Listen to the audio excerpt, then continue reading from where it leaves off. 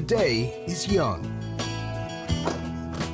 And so are Dr. Pol's first two clients. I'm here to see Dr. Pol because my cat got attacked by my dog who hurt her really bad. She's not dripping pus anymore. Really? Angel is hurt right here and right here. The tooth of the dog went in, and then right here in her heart. Who attacked her? Dog. Dog. What, whose dog? In my house, I'm the boss, and my pets don't fight because they hear about it.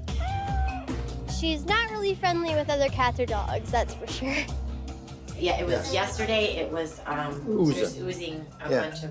Okay, this already more or less healed up. Hang on to her. Hold on. She's not going to like it. She's not going to like it. Angel can be a little mean, but if you're nice to her, she'll be nice to you. 101.5, which is completely normal. So what we're gonna do, vaccinate for rabies distemper, so she's safe, and then put her on antibiotics. Simple as that. Okay. Dog mouths are dirty. Antibiotics should take care of anything festering beneath Angel's wounds. Tell the doctor lay off. His name is Toothless, and I have had him for a year and 4 months, and he means very much to me. Pope's bearded dragon is quite a cuddle bug. Whenever I get upset, he usually will crawl up on me and make me feel a lot better. And he's funny trying to go up and down the stairs and messing with the dogs. What kind of an enclosure do you have him in? A wood enclosure, it's basically about the size of the whole counter. Okay. There's the specialist. We have Autumn that works for us. What are your temperatures in the tank? His are around 100. She has a couple of them, really big ones too. So she knows a lot about it.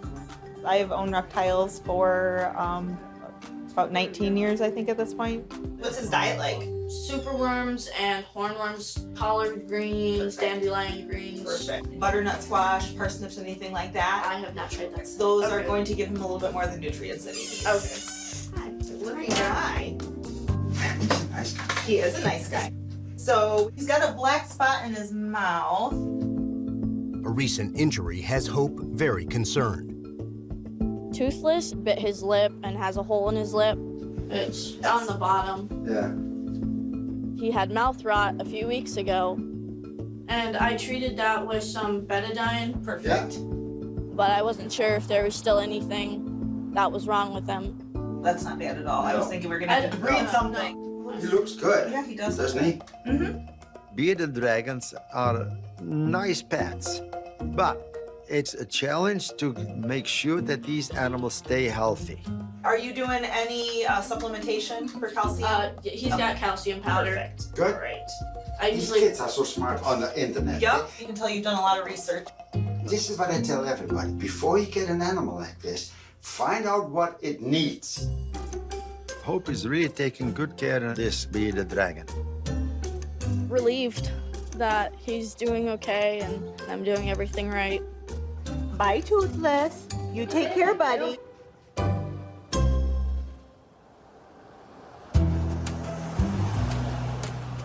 Come on, Bubba. It's okay. Some good Samaritans just brought in a good boy.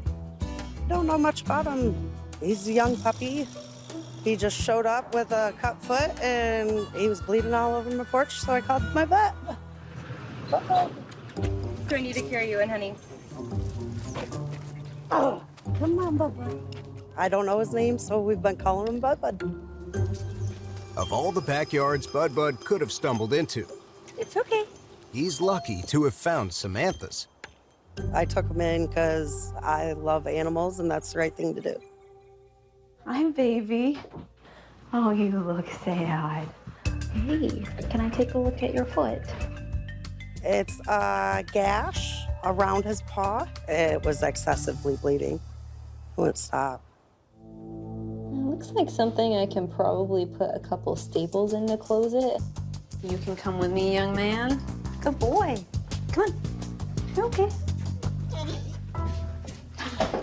I shouldn't have said anything. Go, baby. Do you need to be carried?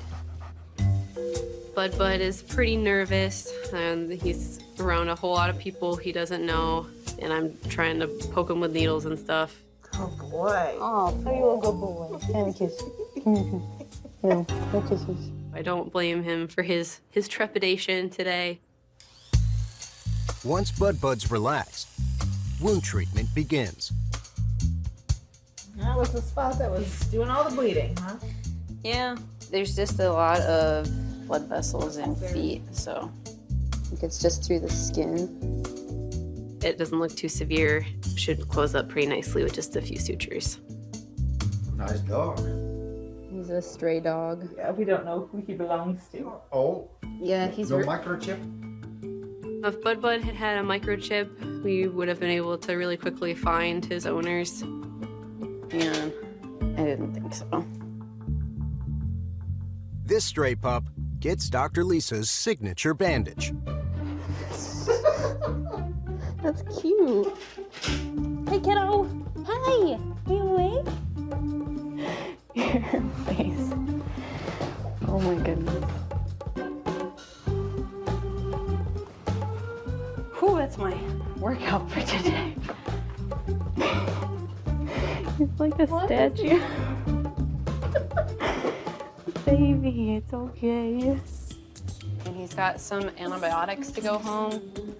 I love animals. Don't matter what kind, I love them.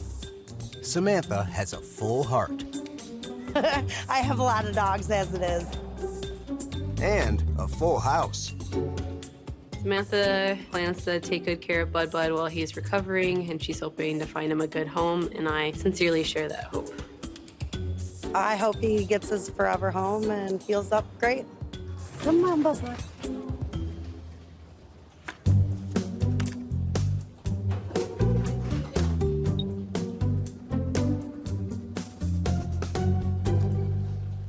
In today's mail, Oh, rooftop, look at that. a special invitation for Dr. Brenda. Every year, Rooftop Landing Reindeer Farm kicks off the holiday season in spectacular fashion. Well, we usually start off with Santa Claus parachuting in for the season. People look forward to it. We get several thousand people here for that. And then, of course, they can go out and see the reindeer, feed the reindeer, visit with Santa Claus afterwards. Dave hopes to kick things up a notch this year. I've invited Dr. Brenda. She is a favorite of all our guests here. Well, that's very nice. Uh-oh. Well, I was thinking it would be kind of fun if maybe we could get Dr. Brenda to, go up in the plane and go ahead and jump on down for us. That's crazy. I've never skydived before. Dr. Brenda's a very good sport. She really cares for these reindeer. She likes the farm here. Very seldom does she turn me down for anything. Well, I'm not saying no, but I'm also not saying yes. It does sound cool.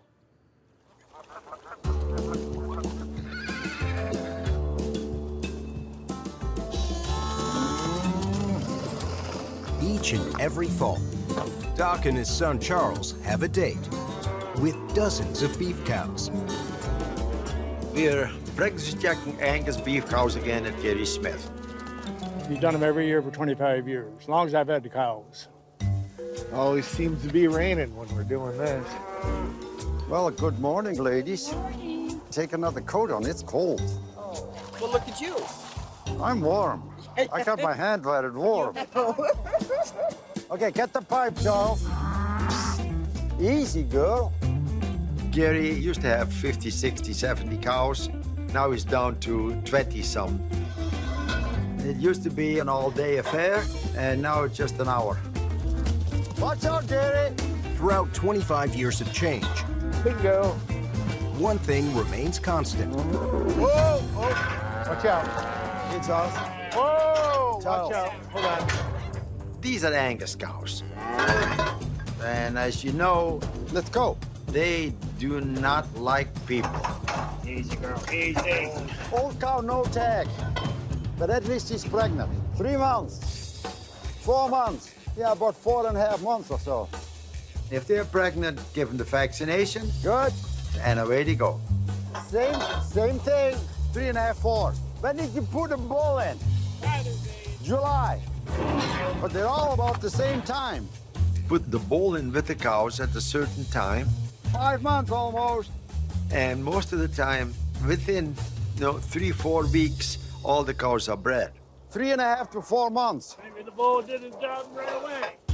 That way you don't have calves coming all the time. And you want to have these calves born in springtime, early spring, so there's a lot of pasture. Come on. But it's warm enough that they don't freeze to death. Yeah, same thing, about 4 months. Come on, one of you. Look at her eyes, man. She's got a nasty look in her eye. No, hey! Hey, whoa, whoa!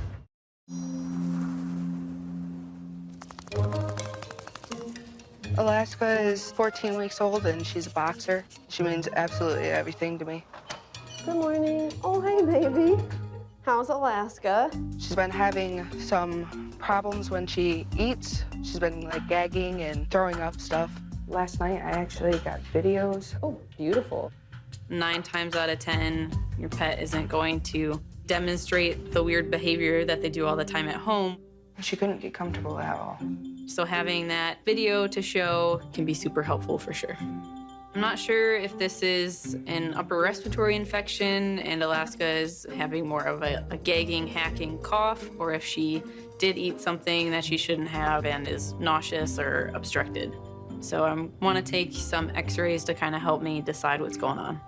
We're gonna have to be speedy because she's a little wiggle worm. Oh boy. Look at these weird little funky things. I do see what looks like possibly bone fragments. Did almost look like she ate something she probably shouldn't have. Never turn your back on an Angus cow is good advice. But Charles, get ready. Don't forget to protect your flank. She wasn't, really mean. She just didn't agree with me touching her nose. I had both my hands full, so there was no way for me to climb on the gates, but do not fight back. If they are not threatened, they will go away. And that's what she did. You okay? I'm fine. Just a little bruise on my butt. Come on, let's go. A brief pick-me-up There's another one. won't get Doc down. You'll just have a nice roller coaster and stand up again and pregnancy check her. She is father too. She's about 5 months almost. There she goes. 3 months, 4 months. She's longer. She's about 5 months. Uh-oh. First one. She's open.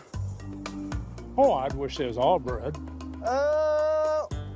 Open. You can wish for it not to be raining too, but you got about as much luck getting that. Hi, Bull. I don't want to pregnancy check him. Let them both in. When they volunteer, I don't chase them back. 4 months. All right, watch out. Very good, Charles. You've done that before.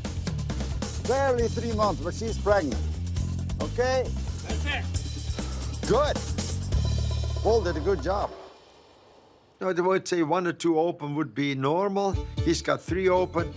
It's still okay. See you next year, Gary.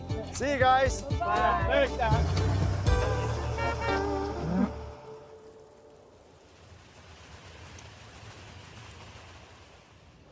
We got a husky coming. My 4-year-old husky, Gage, got a hold of a rawhide, and instead of someone pulling it from him like we normally do, he turned around and swallowed it. Hi, Gage. So what's been going on with him? He ate the end of a rawhide, about that much of those long ones. So about Sunday night, he started a little punky. Okay. He had thrown up in my room, but usually like 24, 48 hours, he passes things and it's no big deal, and he hasn't really passed much. Okay. I was like, that's not good. Buddy. Okay. Has he been vomiting today, too? He has not. Okay. I'd say his gums look good, he acts okay, he's keeping water down. Good. So Well, that sounds all great news, huh? Would you like some x-rays just in case? I'll take him in, check him out. Let's go, buddy. We'll be right back. Come on, Gooch. I'm a little nervous, He's been with me through both my kids. He's like another kid. He's a mama's boy. Oh, you're pretty. Did you see his eyes? Look how pretty his eyes are. Gage's physical is going very well. He looks pretty perky. He's not dull or lethargic. What a 1.2. He does not have a fever. Okay, let me feel your little belly. He is not responding to me pressing on his abdomen, which if he was blocked, I would expect him to do that. But just in case, I'd like to get some x-rays and make sure I'm not missing anything. Come on, friend. Don't kick me. And we're done. Good boy. Here you go. He did very good. He didn't like x-rays taken, but everything looks good. On x-ray, Gage is not blocked. His guts look a little irritated, but that's about it. Okay. I'm guessing Gage's rawhide set him off to have some GI upset. So I did give him a shot for vomiting to stop that, and that will kick in soon. And then I'm gonna send him home on some antibiotics and stuff for diarrhea. And I think he'll start feeling better soon. Sorely I don't have to go through surgery with him. We'll probably be a lot more selective on his rawhide adventures, but we'll go home and hopefully everything calms down and he can go back to normal.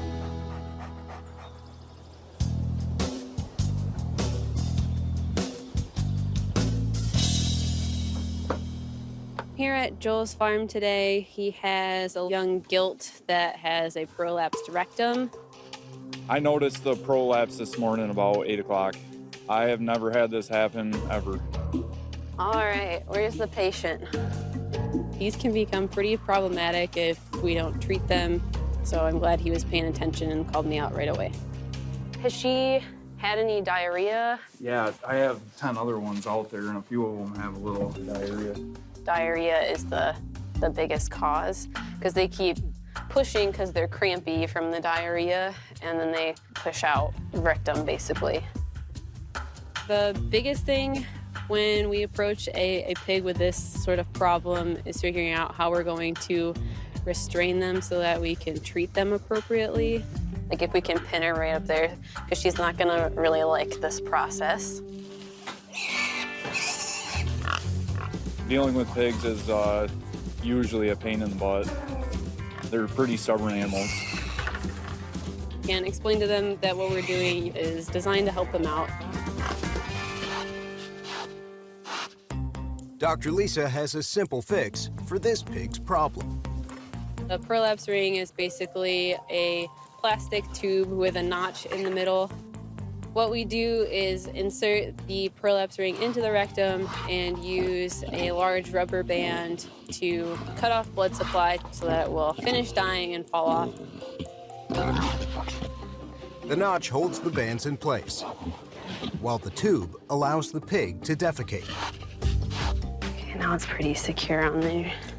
So this is just gonna fall off? Yeah, this bit of rectum that came out, it starts to die and swell. So this just amputates it. Okay. It should fall off after just a couple days. Okay. And I'm gonna give you a couple doses of some anti-inflammatory. Dr. Lisa did a great job. She's really nice. All right. Thanks. You're welcome. Mobile Port of Base. Go ahead. I am done at Pig Place.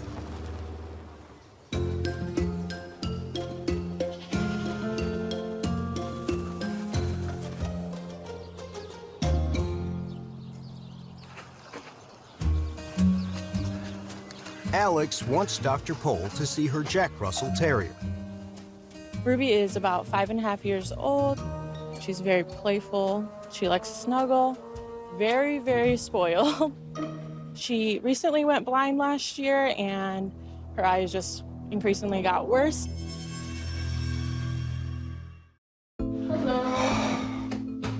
Okay, what's going on with her eyes? Because this has been going on for a year. Yeah. Ruby's right eye started to get cloudy about a year ago, and then the left eye just recently started to take a turn for the worse. The other night, she ran into the bottom step and Yeah, because she can't see. It just started getting all red, and then stuff started coming out of it. I think she ran into something and has an ulcer on the eye, and it hurts. She has severe glaucoma. Yeah. There's too much pressure, high pressure in there, and that causes all this problem. Yeah. Poor animal. Mm-hmm. How is she in the house? She's fine. She knows her way around really well, but I mean, she's still every once in a while run into stuff. The more Ruby cuts and scrapes her eyes, the more she risks a serious infection. We cannot bring those eyes back to see.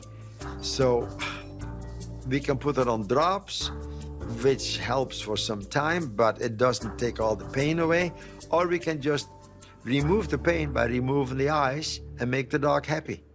If she is blind and she knows her way around, I can take both eyes out. I've done it before. We are trying to control it with medicine, but it just wasn't working for her, so we knew eventually they would probably have to be taken out. Okay, let's do it. Perfect. Okay. Yeah. A sharp nose, keen hearing, and a compassionate owner should help Ruby adapt to a new way of life. And if the pain is gone, she'll feel a lot better, and I think that's important. That's really what we want for her, and hopefully she'll live a long, happy life, even though she can't see it. So she's gonna stay here, they'll do the surgery, remove her eyes, and then I'll come back and pick her up.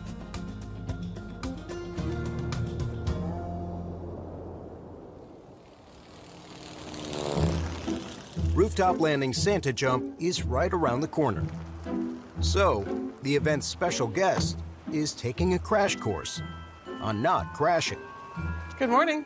Dr. Brenda, I'm the jump master. My name's Brandon. Hi, Brandon. AKA Skydive Santa. Now, this is your first jump, First correct? jump, yep. Okay, so I know nothing, so start at the beginning, please. are you familiar with a parachute? The concept of one, yes. First-time jumpers. This is really cool stuff. You're doing great. How's it feel? Well, you got my beard in there. Sorry? This parachute is the holy grail Okay. of what we do. Exit out and catch that wind. Okay. After you count to 4, you're gonna throw it. Perfect. Then this parachute comes out, and that's gonna open up. And you're gonna grab these toggles, pull them, and rip them. Turn left, and then you're gonna Turn right. And you do not wanna tumble. No. Nylon, knees to the breeze. Okay. There's your altimeter. You gotta do a canopy controllability check. Okay. Pull red or you're dead. Boom. Parachute rigger. Okay. You throw that out, push it out. Don't pull it now. So you want to make sure you're going towards the gingerbread house. The most aerodynamic thing in nature is a raindrop. This is not a good idea.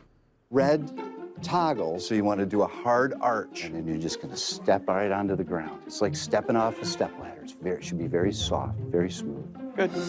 Let's go through it again. Okay, you got 2 parachutes. Okay.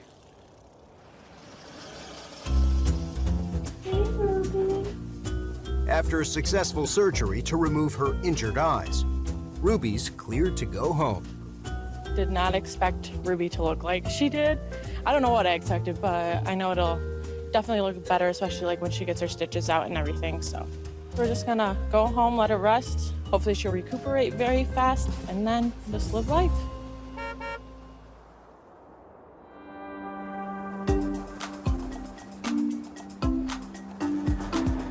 Dr. Lisa's on her way to a house call.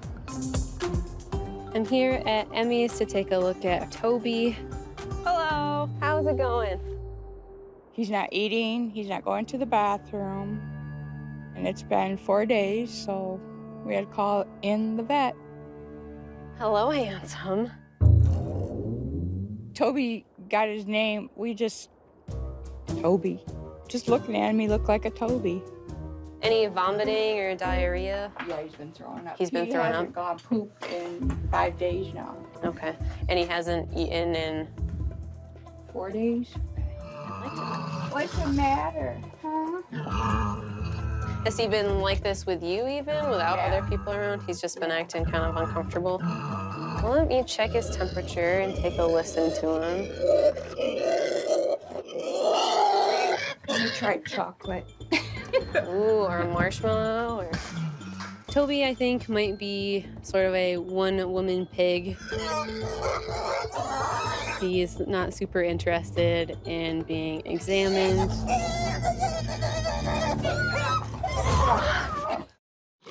Toby, come on. Go into that other room now.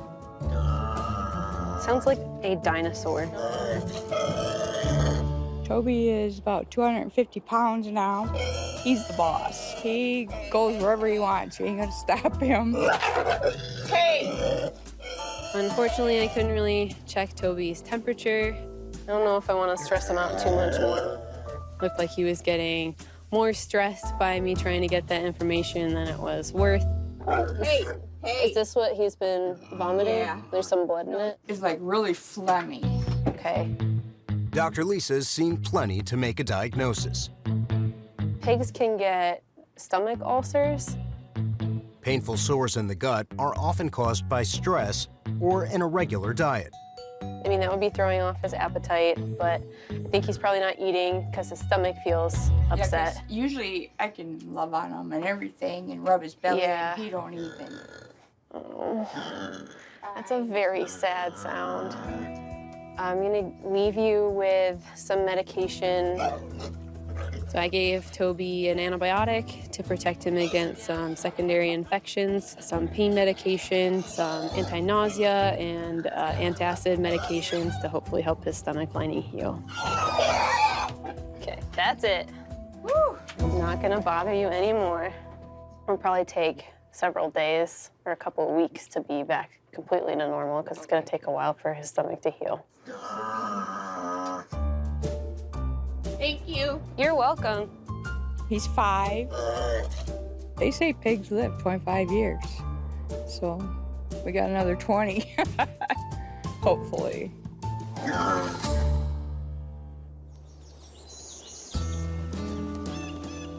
This afternoon, farm calls Oh, hello. Long time no see. have all the docs on deck. Ivy is my 10 to 12-year-old paint mare, and I've had her probably a couple weeks. Before meeting Lori, Ivy was neglected and unwanted. She was by herself, and she was really skinny, and she was in a bunch of mud, and she wasn't being fed very well. So I went over with my horse trailer, and I brought her home. Coughing? Yes. She's eating well. She's starting to gain weight. She doesn't look as bad now as what she did when she got here. That's a snotty nose. But she developed a cough and runny nose. Normal temperature, 99.2. Very good heartbeat. Not heaves. Good. Shipping fever. That's where the snot came from. The lungs sound good. That's probably moving from one farm to the other farm. She just picked it up. I'm gonna give you pills, 10 twice a day for the next 14 days. You know, if she wasn't down in her feed and malnourished, she probably would not have gotten it. Just hang in there and enjoy the horse. They haven't been off feed. They're still eating feed pretty good. Wes's new calves also caught a bug en route to his farm. Almost as soon as I first pull up, I can hear coughing among the herd. The little one with the belt in the corner was the one doing the coughing when I bought them. Okay. But I think they pretty much infected all of them. You can see the mucus discharge on the nose. Okay. And they're filling their water tank with snot. Okay. A lot of it. Hey, bud. Your lungs don't sound very good either. A little bit harsher. All the calves, even the less sickly ones, have some crackles in their lungs. Poor little guy. Sure. Wes caught this pretty early. I'm gonna go ahead and give an injection up here. It's pretty common for calves, especially when you first get them. They've been through shipping. Come on, go with your friends. And now they're all stressed out, so their immune system has been through a lot. Hit them with some good stuff. And they came down with pneumonia. Antibiotics usually clears it up pretty well. So this little one, hey, no. All set, all set. This one can go. Ooh, you smell snotty. Perfect. I think that's all of them, right? If you need anything else, let me know, but that should take care of them. Here at Rooftop today, to ultrasound Gilly, a Scottish Highland cow. We're starting our own herd here. We've had reindeer for 30 years, but we're newer to the mini Highlands. This is just gonna take a minute to turn on. All right. We got Gilly when she was a couple, 3 months old on a bottle. With any luck, maybe she's pregnant by a couple months. Brenda's helping me out by hanging onto the ultrasound. I'm helping Gilly out by using my smaller arms to ultrasound her, and Danny's up at the head making sure she's calm and comfortable and hopefully not moving around too much. Easy, baby. That's the father moaning and groaning over there. Can you catch on to that? There's some fluid. Oh, baby. If the calf is moving around too much, or if the cow is moving around too much, I'm not going to be able to get a clear image. You're all over it. The biggest signs of pregnancy are a lot of fluid in the uterus. It should be a nice clear black color on the ultrasound. She is definitely pregnant. Yeah. It's good news. So that's the calf. Having a pregnant cow is always exciting. That means the cow world is going to continue to expand, which is always good news. Everything looks normal. The calf looks healthy. See you later. We're definitely excited. It'll be a big deal for us to have our first mini Highland on the farm. It was actually born here.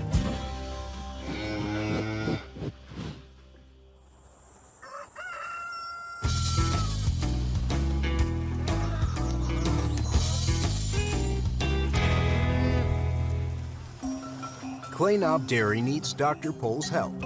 One of their new mothers is struggling. Phil, what we got? We had a cow that had a calf about 12:30 this morning, and I went and checked, and she had a second one inside, and I could not get that calf up out of there. What's on this big black cow, Phil? Twin calves in cows is very common. Up, hey! Live twin births, not so much. I would say over half of the twins are born dead. Okay, lock her in, Phil. The first calf didn't make it. Doc needs to retrieve the second before it jeopardizes Mom's life. Chains and handle. We have to make sure that the nose comes first. Gotta get a hold of the bottom jaw. And sometimes you have to push the legs a little farther in to get the neck straightened out. Oh, you sucker, you. Turn this head right around. A fighting calf means a fighting chance to deliver a live twin. The head wants to go back. I knew that the calf was alive because it was turning its head back on purpose. Labor can take less than 6 hours. This calf has been stuck for half a day. You gotta be easy, make sure that it comes into the pelvis straight. And then when the head is in the pelvis, okay, Charles, you got two handles, then you can start pulling on everything.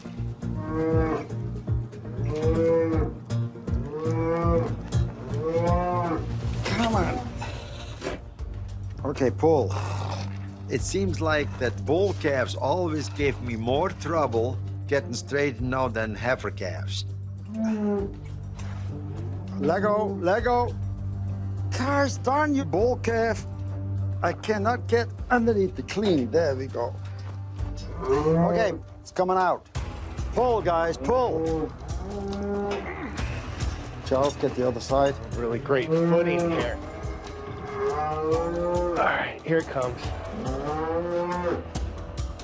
I can't push because I'm too slippery. Yeah, me too. Got sand here, Phil? This is the stanchion, and it's all cement, so everything is very slippery. When you start pulling, you don't want to slip and fall in this goop that's there. Okay, good. A little grit will help us get good traction. Come on, Charles. Yeah, here it comes.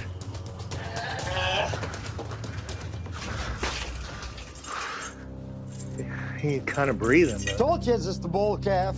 Here, get some cold water. There you go. I got him moving. It was very much alive, so a little bit of stimulation and the cow will take care of the rest. Yep, he's holding his head up. Still alive, Phil? Good. I am surprised because usually 3 hours and you got a dead calf. And it was probably closer to 12 hours after the first one was born. Thanks, Doc. We'll see you, Phil. Yeah, it was a good visit.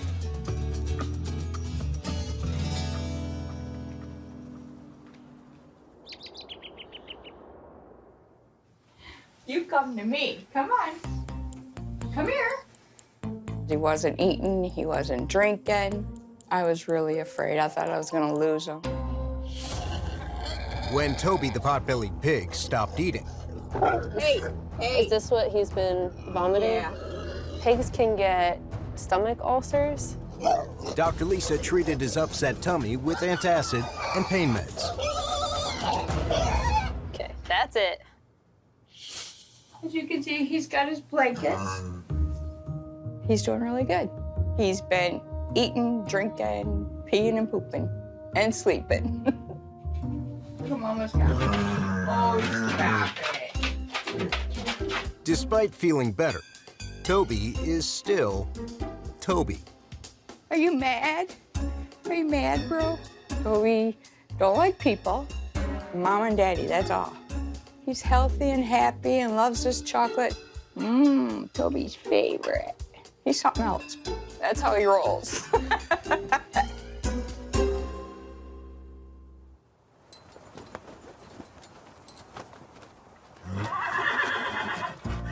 Chateau is my favorite horse. She's a 28-year-old granddaughter of Secretariat.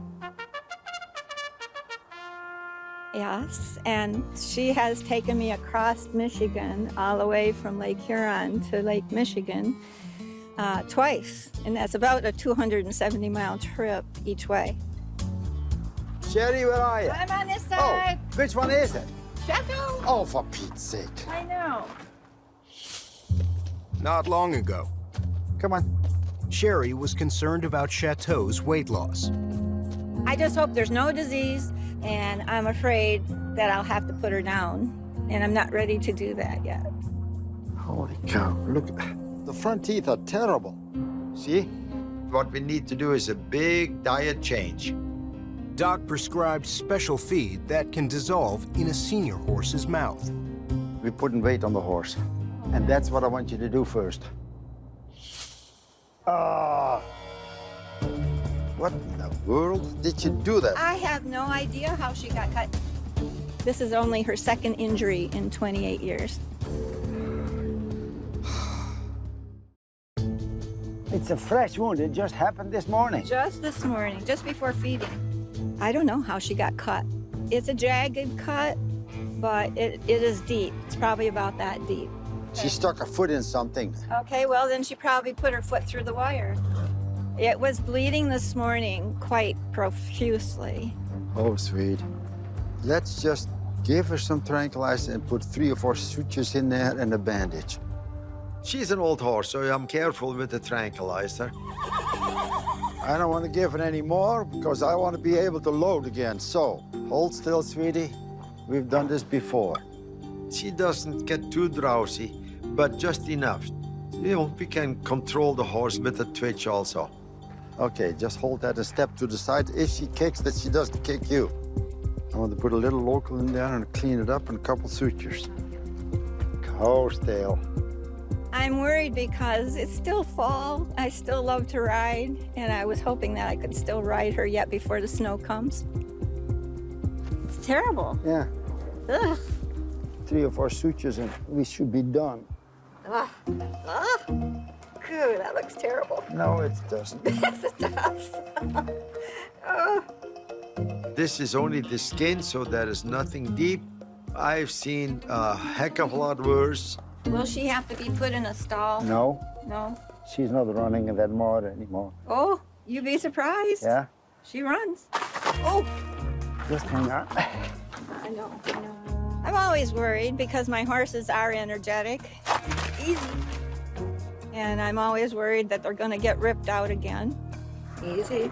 No, she's fine. Horses, they hurt themselves all the time, but they heal up fantastic too. Yeah. The sutures will hold and she can do whatever she wants to. Okay, take the twitch off. Use a wound spray, cover it with baking powder, and everything will heal up good. Okay. Okay, roll it up. Thank you. Yeah. I'm glad it's over. Chateau's cut was a lot deeper than what I thought it was. Thankfully, it's all stitched up. Hopefully it'll heal up fine.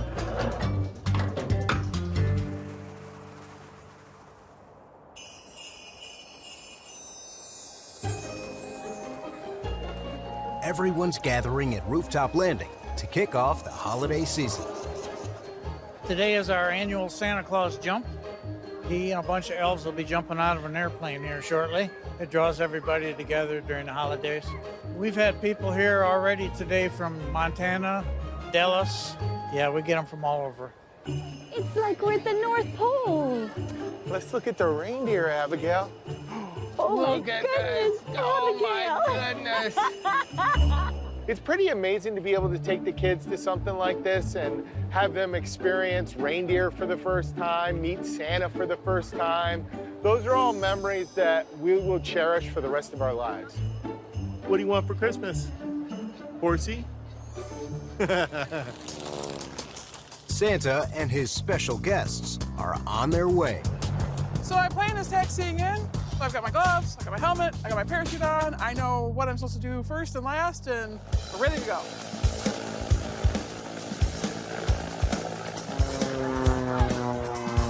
See the pain in there?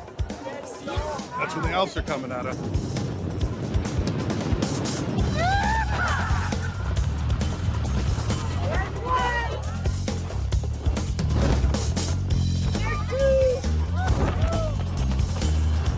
Nothing beats a bird's eye view.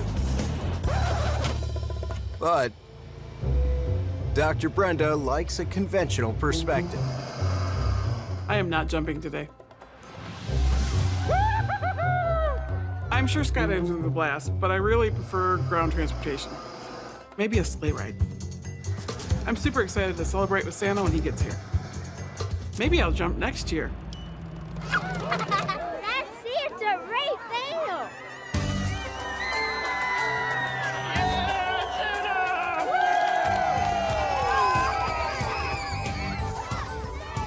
Okay, let's go. Let's get her done. Yeah? All right. Well, hello, everybody. Hi, how are you? Did you know we have a very special guest this day? Dr. Brenda. Oh, there she is. Hello, Santa, how are you? Well, how are you? Did you survive our flight down? Well, yes, it was fun. Yes, It was indeed. fun, yes. Hi, how are you? Good. Merry Christmas. Everybody loves her. She's a little more popular than the reindeer, actually. You are why I came up here and visited. We're Oh, 5 nice. hours away. So. Wow, that's a long drive. How are you? Nice to meet you. Today was great fun. Rooftop is an excellent place to be. I really like being here with the reindeer. I really like spending time with Dave and Dan, and being able to help people enjoy their Christmas season is just fantastic. Merry Christmas. You have a good morning today, okay?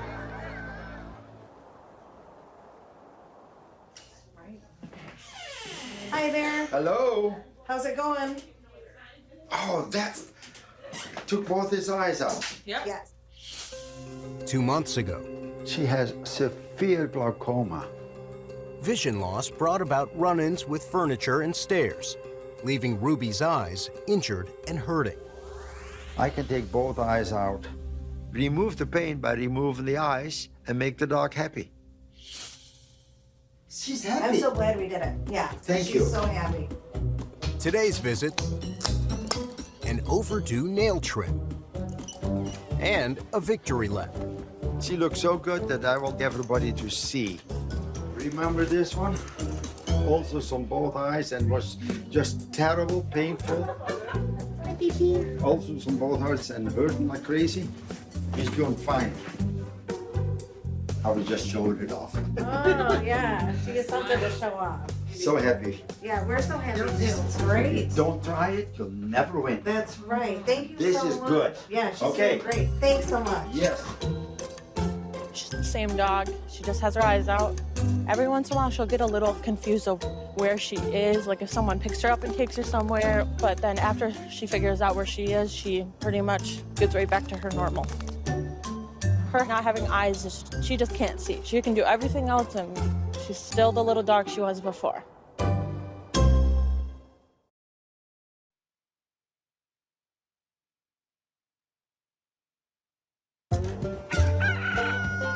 Okay. Doc's up with the birds Morning. to greet his furry and feathery friends. I got 2 old mares. Come on, guys. So now we got a young horse. She's pregnant. And one of these days she'll have a colt, I hope. Come on, bird. We have 1 emu left. Come here. I don't know where the roosters are right now, but they're just around and scream. Okay, guys, we'll see ya.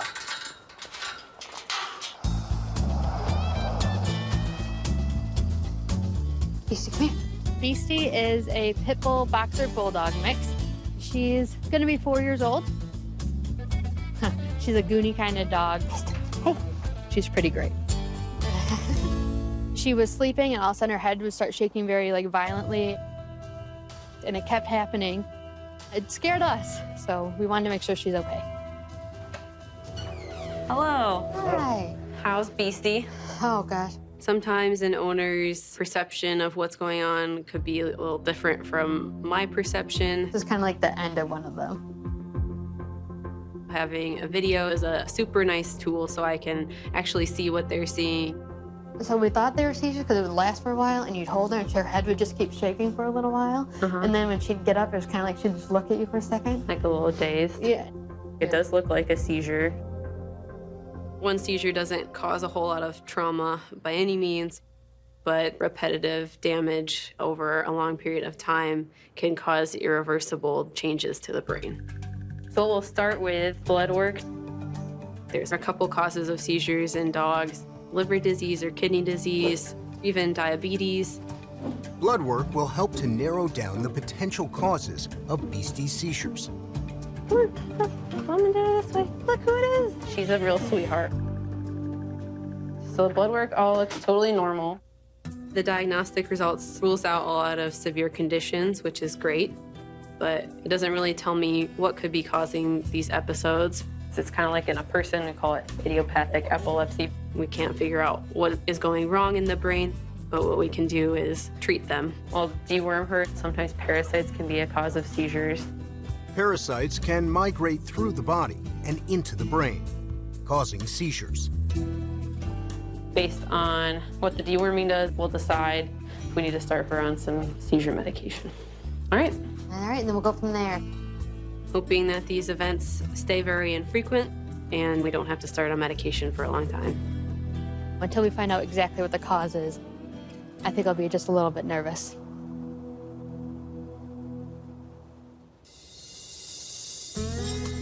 You have your cat?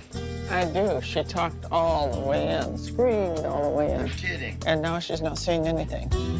Diane and I both love cats. Oh, you're so cute. Diane and I wanted another Bengal. So here we have Chrissy, who is a handful and a half. Where are you going, Christy? We started looking and found this one down in Florida. We were going to Florida, so it just kind of all worked out. We brought her back with us on the plane. They are very nice, but very active cats. Listen, you behave. Yeah, right, it's a cat. Come on. We needed to vaccinate, worm, and... No, let me hold up. Take care of those front claws. Man, they have long nails. I know. So that they don't get caught in other things, and more importantly, so that they don't hurt you. Okay, now try to climb on the screen, huh? Yeah. It seems like Bengals have a personality all of their own, but a very, very nice and pretty cat. You gonna help to the box?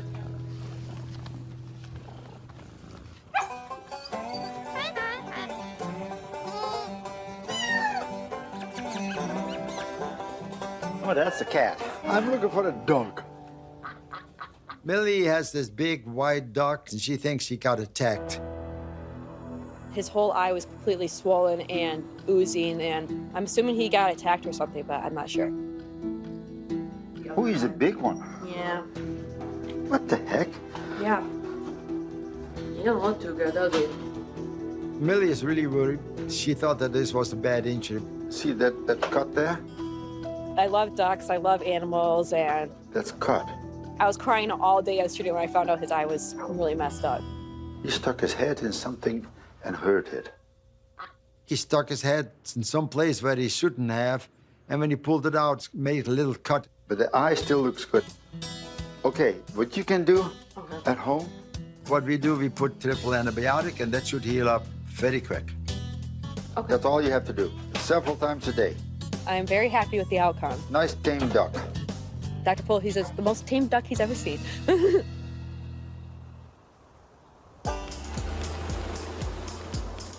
Dr. Brenda's day is kicking off with a farm call. Trinidades have bovines. Technically, they're steers. Most people call them cows because they're black and white bovines, but they are steers here. They're all neutered males. One of these boys has a problem. Come on. The steer we got here has something on its neck, and it's probably the size of a volleyball right now. Now it's starting to work on its health. What's going on with him? He's got a huge cyst on his neck. Let me see. I wanted to lance it, but I was afraid to. Does it bother him? Last couple of days, he hasn't been getting out of the barn, he's laying down. My first concern would be that it's a giant abscess causing him problems. It could be something from some of the blood supply that runs through here. It could be anything. It's up to 103. Okay, it's got an infection now, no? Yeah. There's a lot of important structures, anatomy-wise, in the area where this lump is. So we're not just going to get out the scalpel and start hacking at stuff. I'm going to aspirate the lump and see what's in it. I'm worried about the salivary gland leaking saliva or drool under the skin inside the body, and it will make a mass like this. Yeah, I thought that would be all infection coming out. It's not pus. It's just a fluid cyst. This is runny. Like there's no, the saliva would be drooly and it would be viscous. This is not.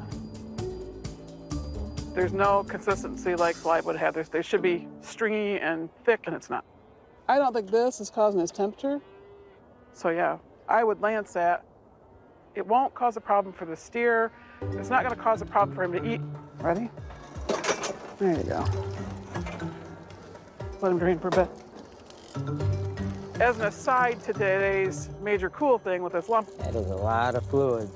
he is running out of temperature. He's got some diarrhea. But that is not related to the mass on the side of his neck. They just happen to coincidentally happen at the same time. I think he's just got a bug. Okay. So we're going to give him some antibiotics, appetite stimulant, and some fever reducer. And then hopefully he'll feel better, eat better, and heal up. Okay, anything else for me today? You got all the meds you need? Yeah. Okay. Do you need me to help you give them? No. I didn't think you did, but I thought I'd offer. Okay, then I'm gonna leave you to your stuff and I'm gonna go on to my stuff. All right. All right, have a good day. Thank you. Yep. We're gonna separate this steer at least for the next 3 to 4 days. And if he gets on feed, he'll be able to go back in with the rest of the cattle.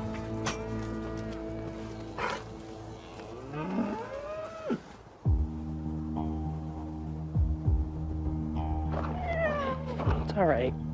We got Pedro from the shelter. We don't know exactly how old he is, but I'm guessing around 3 to 4 years old. We noticed that his ear was starting to kind of wiggle around a lot, and we figured out that he has a lump in his ear. All right, man. What we got, a cat? Yep. Just put her up here and just tip it up. Good kitty, yes. And that's bad. Ear hematoma. Has he been scratching? Oh yeah, oh yeah. Yeah, probably. This one has a ear hematoma because of the ear itching so much. There's blood pooling under Pedro's skin. Yeah, you see this? and you touch the ear and she starts scratching. See, that's how he gets a blood blister in there. Oh. There's a blood vessel that is broke and it bleeds just like a blood blister in your skin in the ear. That's so typical for ear mites. Ear mites are tiny but dangerous, making the ear prone to infections that can destroy hearing. And I'm gonna see if I can find something underneath the microscope and show you, just for the fun of it. All right. He means a lot to me. Make me not feel alone when I'm alone at times. Feel bad for him. Let me look. I look at it. Oh yeah, that's ear mites. So, how many cats you got at home? 5 total. Whoa! Take a Q-tip. So stick it in as far as you can like this. And when they go like this, they all have to be treated. When you have friendly cats that sleep together, yes, then you have to treat them all for ear mites. Okay, let's do that ear first. Draining the hematoma will help to relieve some of Pedro's discomfort. You can sit just like that. You drain it maybe once or twice, and then it clots.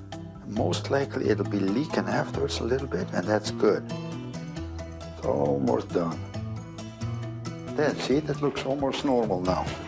Now, I will treat her with the medicines that we have. Usually 1 or 2 treatments a month apart will take care of it. That's how you put it on. Thank goodness this is what takes care of ear mites. Get rid of the ear mites and then the ear will heal up. Okay. So check the other ones, what's in the ears, and then come back for more if you need to. Okay. Okay, Will do. Put them back. I'm gonna check on the other cats at home, make sure they don't have the same thing going on in their ear, and I'll come back if I need more medicine. I had just walked outside. Seconds after I opened that door, I see this red truck pulling back and telling me that they hit my dog. I got the door.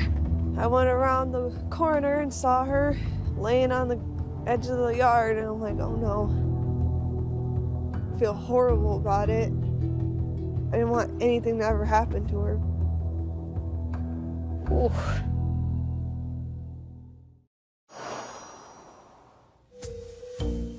With this practice, the clinic is always full of surprises. Today's surprise is a moment of well-deserved quiet.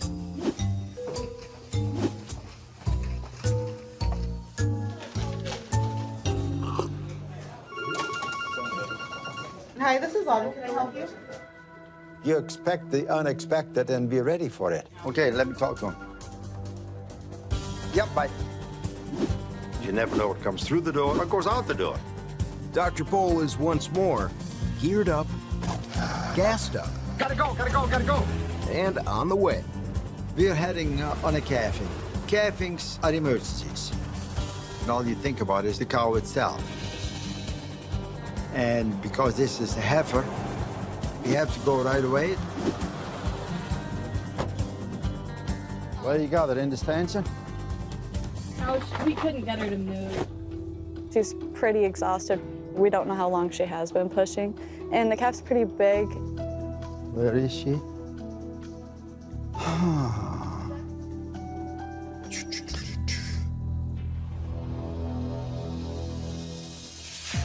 Hey, sweetheart. Given that she just got hit by a very large truck, Can you take a look, baby? it's really important to triage really quickly to figure out how severe the injuries might be. Okay. There's some bleeding from her face. It looks like the eye may be punctured. One of her eyes she is unable to open. Just gotta take a better look. It's just not looking too good. This right here looks like a part of her iris kind of going through the cornea of the eye. I'm sorry, David. Obviously, Nova's eye is pretty badly injured. She's a little bit pale. But I want to make sure there isn't anything else going on. Everything on this eye looks good, so your brain's working the way it ought to. Check her temperature to make sure she's thermoregulating normally, that she's not too cold or too hot. Looks like her temperature is normal. I want to set her on the floor just so I can kind of check her reflexes over and make sure everything's in good working order. See if she can walk around well. I know, you're probably kind of sore, babe. Yeah. She is able to walk even though she is quite dazed. She got quite a clunk on the head, but I don't feel any fractures and there's no swelling, so it's amazing that Nova's injuries are sort of as minor as they are. And I think she got relatively lucky. Just your poor little eye. I knew that her eye was probably going to have to be taken out. Come here, Nova. The eye is damaged beyond repair. Yeah. Nova is definitely still a little bit out of it. I want to give her a little bit of time to restabilize before we challenge it with sedating her or putting her under anesthesia. I'm going to give her an injection of some pain medication for her right now, and then I'll give you some pills to take home, okay? And then have her back in for surgery tomorrow so we can remove that damaged eye. All right, if you want to take her out to your car just so she can chill, and then I'll get everything else ready for you, okay? I was really upset when I first came in. I expected it to be a lot worse. We're gonna keep a close eye on her. Pretty sure that we're gonna be up most of the night with her.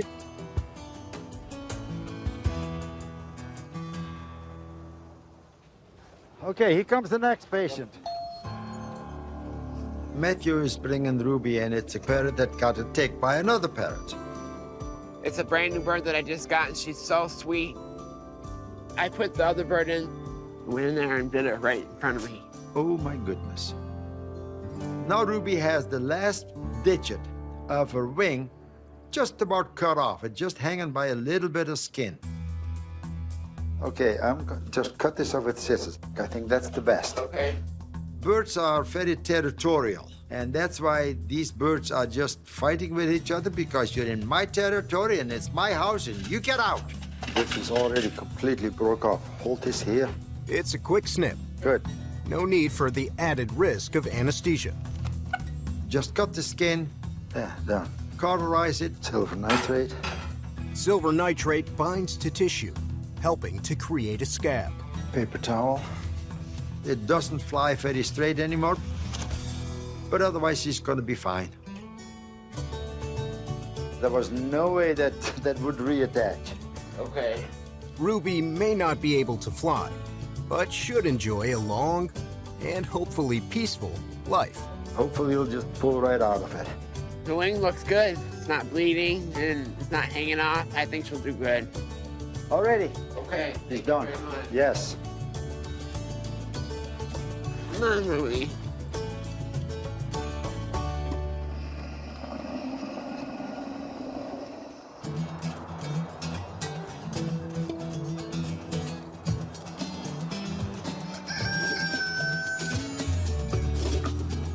Cold outside. My ears are freezing.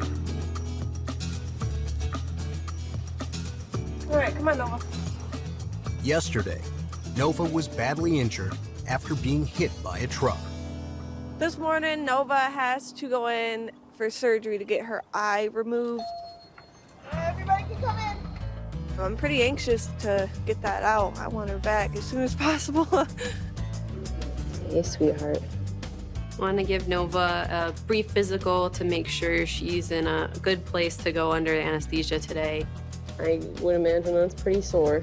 She's clearly still quite painful and uncomfortable, which is not surprising given that she was hit by a truck yesterday. Her color is much better this morning. She looks a lot more steady walking around. She's much brighter and more alert than yesterday. Might as well go ahead and get things on the road. I think she's so uncomfortable right now. Having this eye out is gonna make her much, much happier. Such a good girl. I cannot wait to come back and pick her up, bring her home, and she'll be one-eyed just like my cat.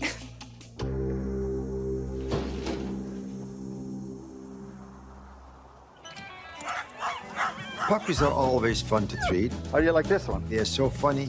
They are fun. Hi, bud. Puppies are next level cuteness. Yes, you're very cute. It's always nice to see a nice, healthy puppy. He looks good. They're kind of fun and wrinkly and cute when they're babies. You're looking like an old man already. Oh, yeah. A cute puppy face and puppy kisses can really make a day so much better. They're adorable and highly vulnerable to disease. Oh my goodness. Nicole is bringing in 8 Boston Terrier puppies. Some have breathing issues. There's one with an umbilical issue. And one of them has something going on with its eye. Hopefully we can save them. I'm so sorry. Are they all coughing or just a few of them? Some are breathing a little bit heavier than I'd like. And how long have they been doing that? 3 days. Okay, babies. New puppies are very susceptible to diseases. Take a listen to all of them. They don't really have an immune system to fight anything off. It can take up to 5 months Got a little bit going on. for a pup's immune system to fully develop. She has it going on as well. A good amount of the puppies do have some upper respiratory noises. So the lungs themselves sound good, but it's all upper respiratory. These pups all have upper respiratory infections. So him, her, and little red collar has it as well. I'm not sure what caused it, but we're gonna need some antibiotics. Okay, who's next? This little one, the runt, is the eye problem. Yep. The runt has an issue with its eye, and when I touch it, the baby squeals. It doesn't even look like it's open yet, but there is some discharge coming out. We don't want to open up the eye until it's ready to be opened. Sometimes if you force it open, it can do more harm than good.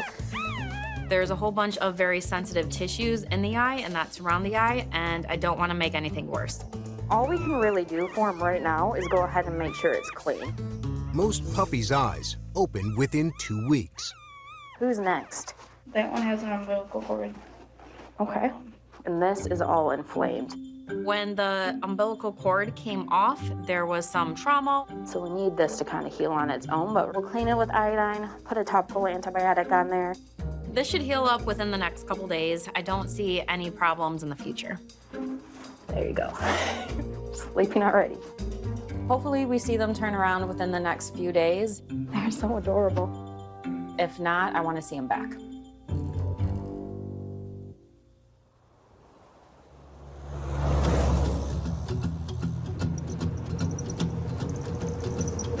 So Abigail's getting into Star Wars now.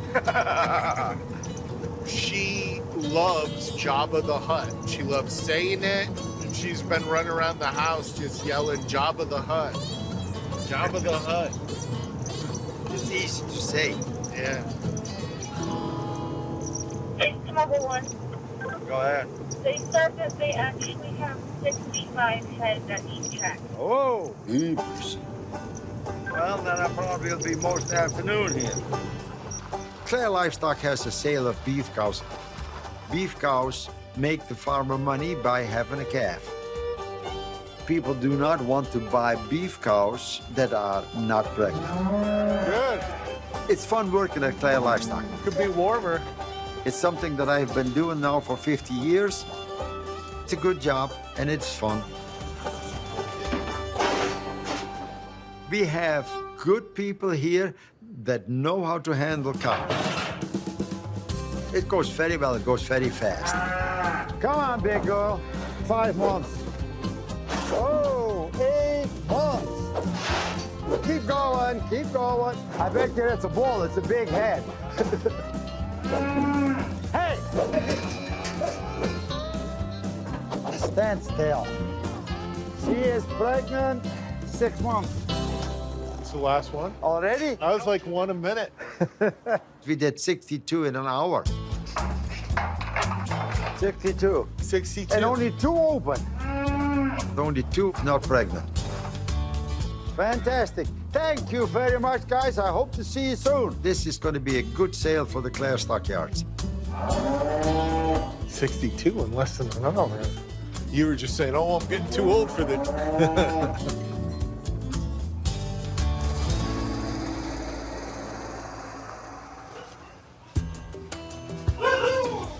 Nova's out of surgery and raring to get home.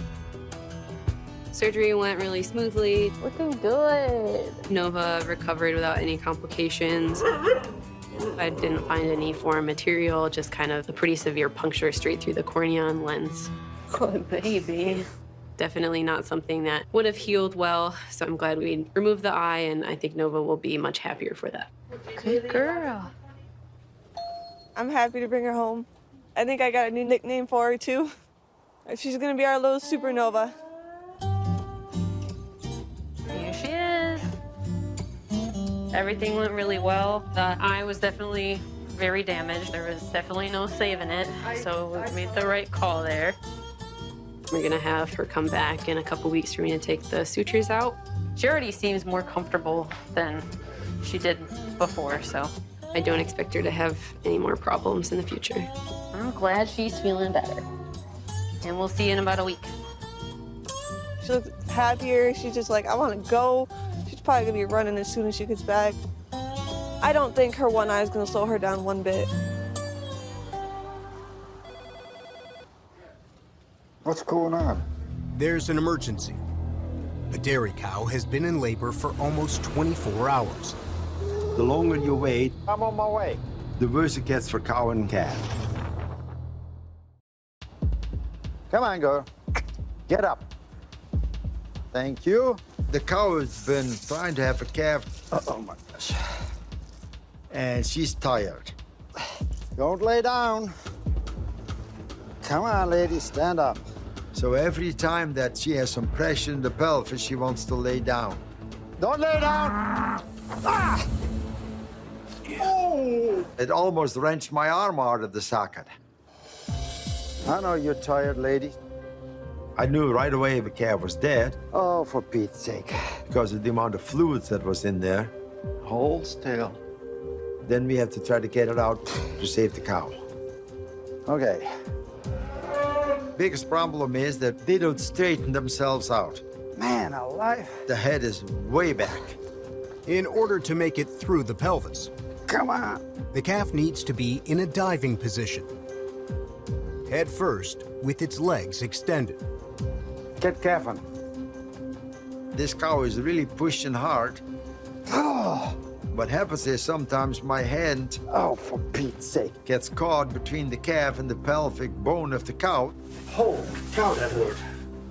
They can really push hard. Okay, I got the other leg up. Get a handle, will ya? Until the calf's removed. Okay. The cow's life is at stake. We still have to dive in there up to my shoulder blades. I'm gonna put a chain around the head and see if we can get it. If I can get it behind the ear, I'm all set. There it is. Finally, I managed to get the chain around the head. Okay, good. With the calf finally aligned, okay, get the puller. A calf puller will help finish the job.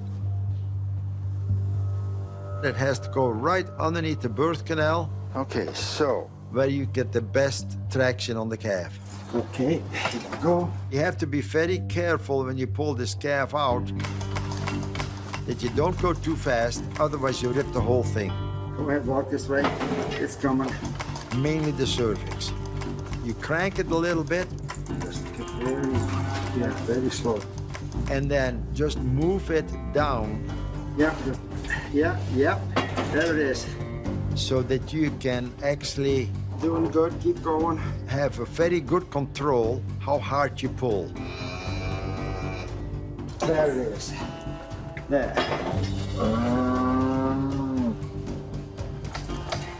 There. Hallelujah. It was a hard-fought battle. Bingo!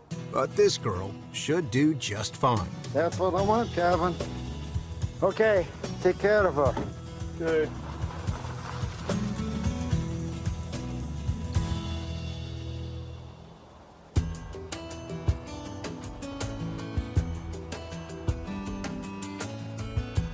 Hi.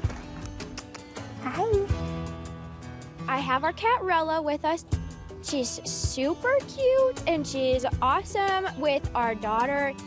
She loves to play and meow a lot. Hello. How are you? Doing all right.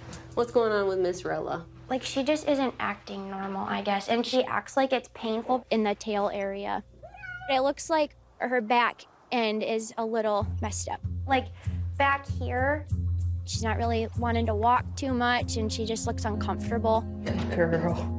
Bailey is not quite sure what happened, but something is definitely going on. Nothing here feels swollen or painful. I can't really explain the behavior that Bailey is describing. It's really awkward, I feel like. Like, she won't put this down at all. Like, she'll put her front legs down. Bailey took a video of the behavior she's concerned about, which was extremely helpful, especially in this case. This posture almost looks like she's in heat. Ew. Once again, video proves to be a valuable diagnostic tool. Because that posture where they kind of squat their hind legs and stick their tail out straight like that, I don't feel any swelling or anything painful. She didn't react painfully. She doesn't limp at all. Okay. This is a normal part of growing. Everything that she's doing is normal for a kitten that is ready to be spayed. And she does have an appointment to get spayed too, like in February. Perfect. I'm guessing that will fix the problem. What Bailey has shown today is that she is an excellent pet owner. She is closely paying attention to behaviors that are new or different for Rella. All right. Well, yay. I'm glad that was easy. Yep. It was just like such weird timing. I'm like, what the heck? Yeah. Well, I'm glad too. Nothing seriously wrong. Yay. She's perfectly normal, in fact. Rella is just in heat, but there's nothing wrong with her, so that's good. Oh, hi, Tater. I'm glad it's a simple fix and she's not hurt or anything. Okay, so, what room? Doc drained a hematoma in Pedro's ear. Michael thinks something doesn't look right. It was swelling up a lot worse than yesterday, so I immediately thought I should bring him back in. Yep, that happens all the time. Yep. Yeah, that's normal. But there's blood in there. Now, like I said, I can give him anesthetic, cut it open, and keep it drained. Or we can just, leave it be in cold compresses. Either or, it's going to be a cauliflower ear. Yeah, you get an ear that shrivels up, which we call a cauliflower ear, like the old-fashioned boxers had. Okay. My suggestion, cold compresses and see what happens. When you put cold compresses on, then you have a bigger chance that the blood vessel will clot and then it doesn't fill up anymore. Okay. Okay? Let's do that. All right. As long as I keep cold compressing it, it will be fine. His ear will remain a cauliflower ear, what he calls it. Yep, we'll see you, man. Definitely glad I came back just to get more of a peace of mind. Hopefully it should heal soon.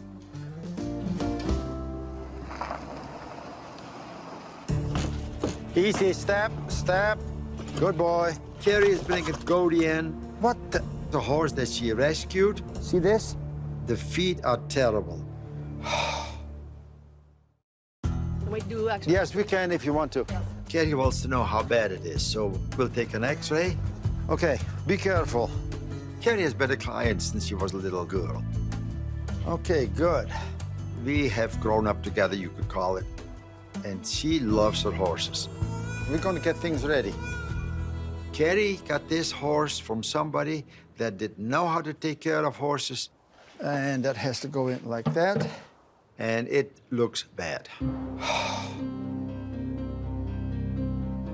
Get a quarter and tape. We'll tape that on the front leg. You put a quarter on the outside of the hoof so you can actually see a better line.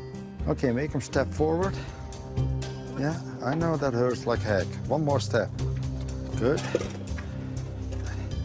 Yeah. Let's see what that says. Oh my gosh. The bone inside the hoof, holy, almost sticks down on the bottom of the hoof. This is a chronic founder where the hoof gets malformed. See how close that point is coming through the bottom? Founder is painful. Cody's leg bone is shifting away from his hoof. It is so bad that that horse will never be sound again.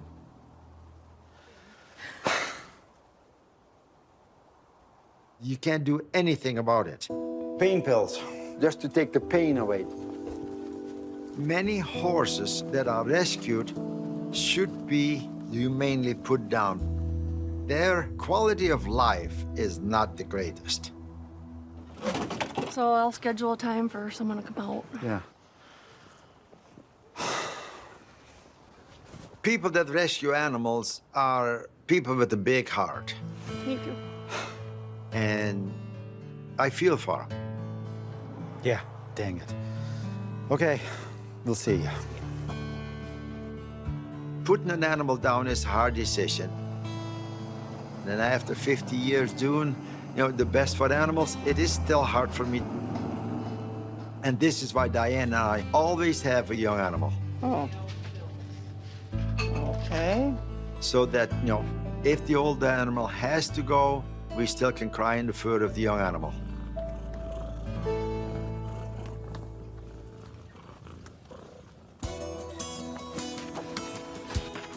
I'm really excited that today we get to take Nova stitches out. And I bet she's just as excited because she's been really itchy, that's for sure. So trying to itch through that cone was driving her crazy. There we go. Nova pretty much was like, I see a tail wag. It's off? Like, no way. Freedom. It's okay. I'm just gonna, just gonna scissor these out of your head. When Nova encountered Lisa today, she wanted nothing to do with her. Yeah, that works too. Sure, you can sit on Mama's lap. Nova didn't want her anywhere close to her eye taking those out, so we kind of fought her a little. All right, plan B.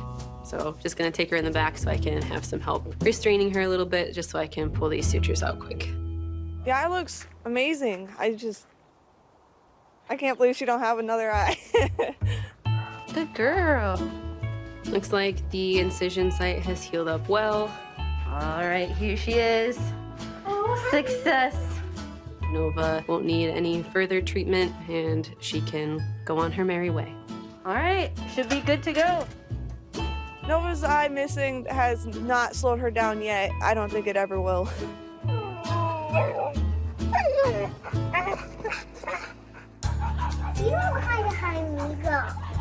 A little over a month ago, Dr. Nicole treated a litter of Boston Terrier pups.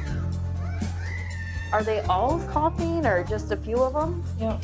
It's all upper respiratory, and this is all inflamed. This little one, the runt, is an eye problem. Yep. I'm so sorry.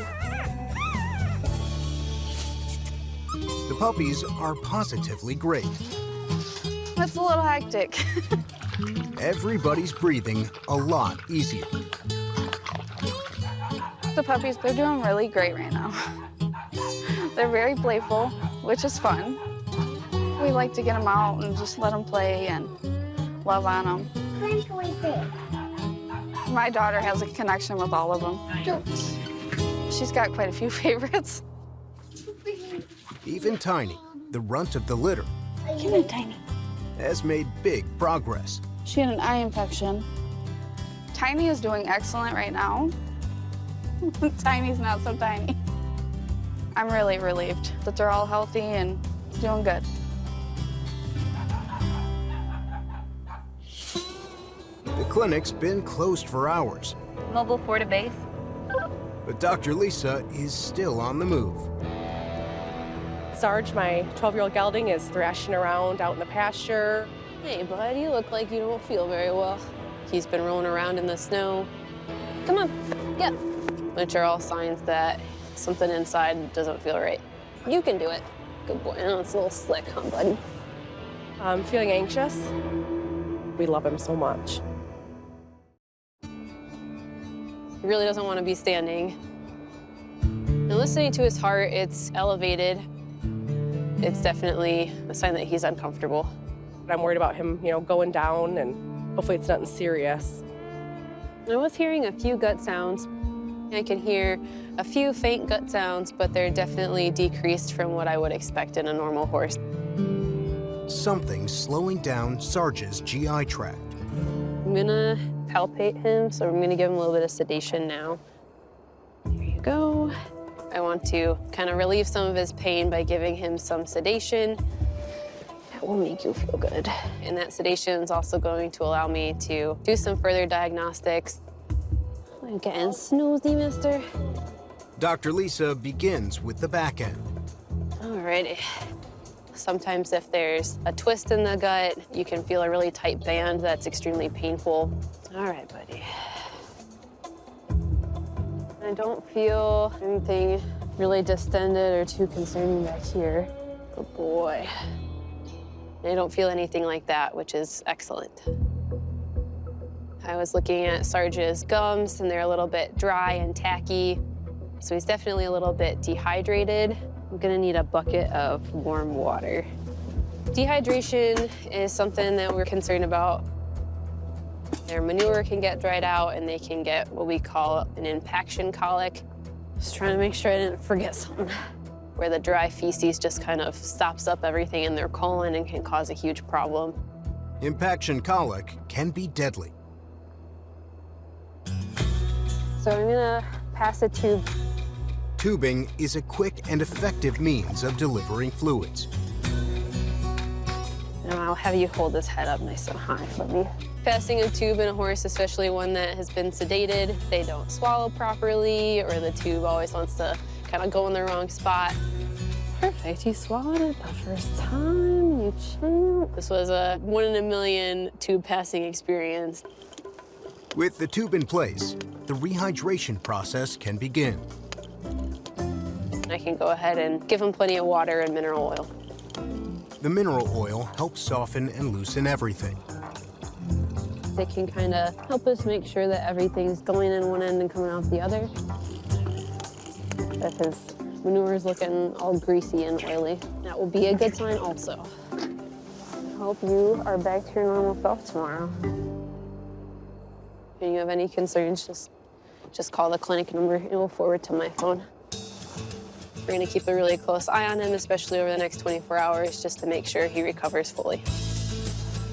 Dr. Lisa was great coming out on this freezing cold night and gave us hope that, you know, not to give up on him yet.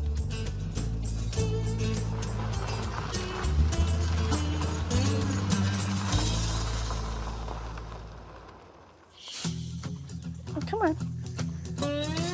A few months ago, Nova was hit by a truck and had to have her eye removed. Nova has been doing pretty great. Yes, like, she never even lost an eye. Nova definitely has a bubbly personality. What, you think, Scooby-Roo? She loves to say hi to people. What? Give me the other one. She just loves to lay at your feet, and she loves belly rubs. Yeah, it's my baby. But she's definitely a friendly dog.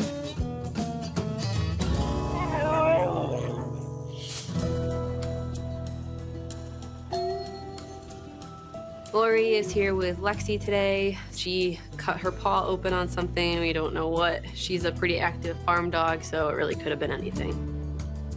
I'm thinking it might be a cat fight, because we have 4 cats jealous of her gourmet dog food. Oh, Miss Lexi, what'd you do? It was bleeding a lot, so I was worried about it. I don't want it to get infected. Looks like if she'll let me clean it a little bit, we can put a staple in there. Just to kind of bring everything together and help it heal a little bit faster, I'm gonna put just a staple in there. I think she'll let me clip the hair just a tiny bit, but she might not. Can I put a muzzle on purpose? Yeah. She is a toy Australian Shepherd. She's really special to our family. Our kids are so happy around this dog. You're okay. Lexi's a pretty nervous little dog.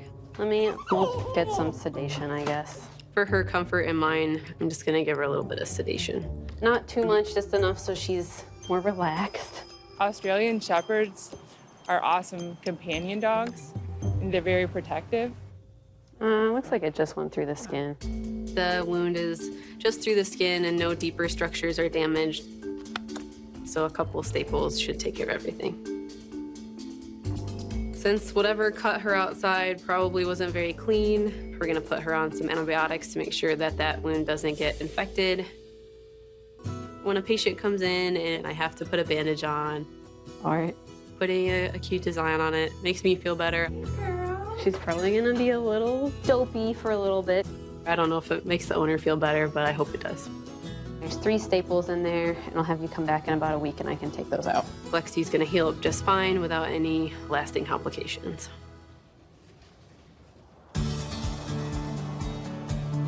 After a day's work, come on, guys. Just to take care of these animals, it's so nice. Come on, sweet. I feed my horses out the big old tractor tires. That way they don't step in it. Come on, let's go. No, they don't walk through the hay, and they eat up a lot better, and they don't get hurt on them. Okay, sweet. They're healthy, they're nice, and we love them.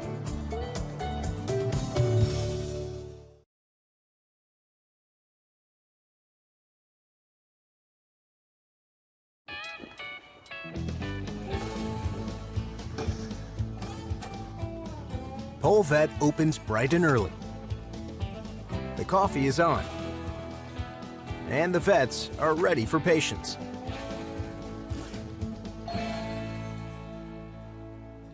But not every patient is ready for the vet.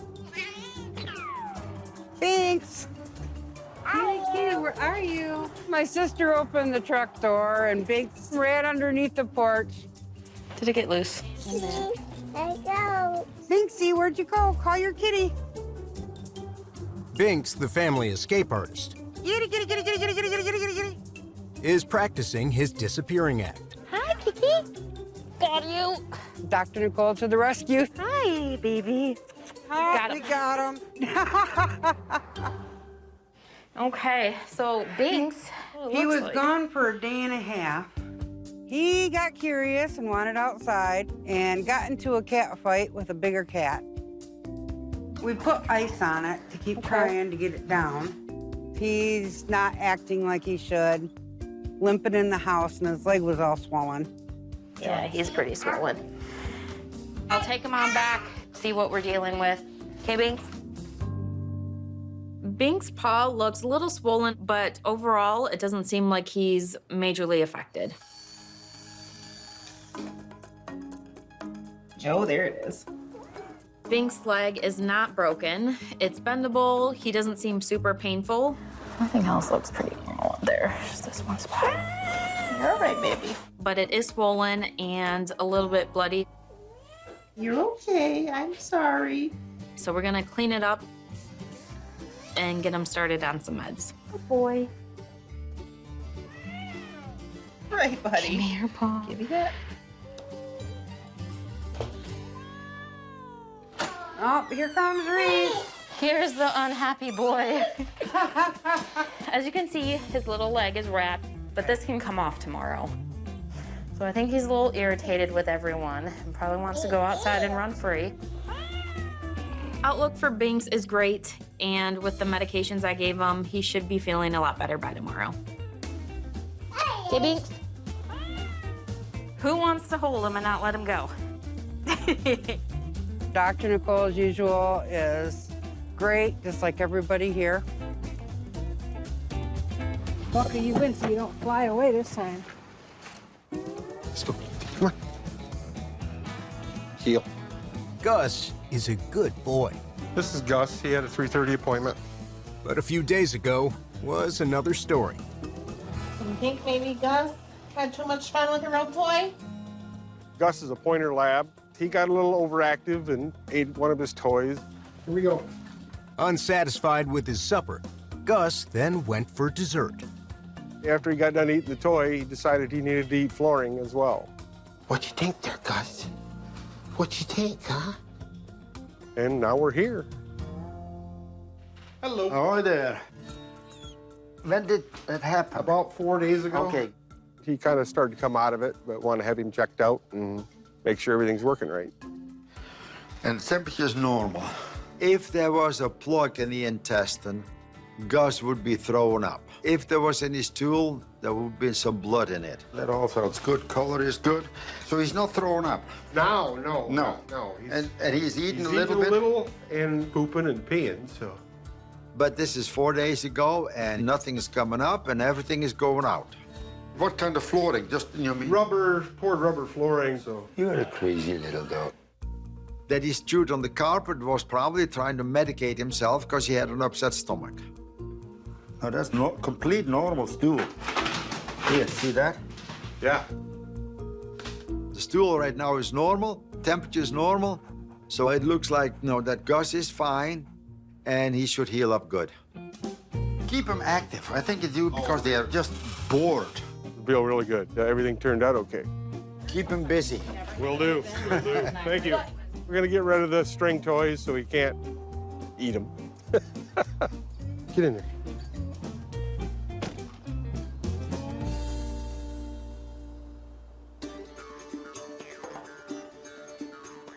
Good morning. Hi, how are you? Chris has brought alpacas in today. 2 of them they're concerned about because there's been some weight loss in a couple of these animals. Miss Elizabeth was down to 89. Rocky, he's just continuing to drop weight. The 2 thinner animals, we're looking for parasites. The CBC chems and the fecals will get done here. If parasites are the problem, Come stand beside her, yep, good. the fecal sample will contain their eggs. And then if you can keep them straight one from the other, I'd appreciate it. And blood samples will narrow the field for other potential conditions. A lot of the small ruminants have a lot of issues with parasites that cause a lot of the weight loss issues. So this is the female's fecal, and I'm finding nothing on it, which is good news. This is the fecal findings for the male. I'm finding nematodirus in small numbers. The male came back with 2 different types of worm eggs in it, the strongel type eggs and nematodirus eggs also. Nematodirus, a parasitic roundworm, only infects ruminants like alpacas and feed on the gut wall. All right, for Rocky, the chem looks okay, but on his fecal, I found strongel eggs that I'm pretty sure are nematodirus, Okay. which are hard to kill. Okay. So my recommendation is do 2 wormers at the same time. Okay. We'll use some antiparasiticals or dewormers for the little male to get rid of the parasites he's carrying, and I found nothing on her fecal. And her blood work is absolutely boring. So just time with her. Dr. Brenda is always very helpful every time we've seen her, so she's definitely one of our favorites. And you are all set for today. Perfect. Thank you.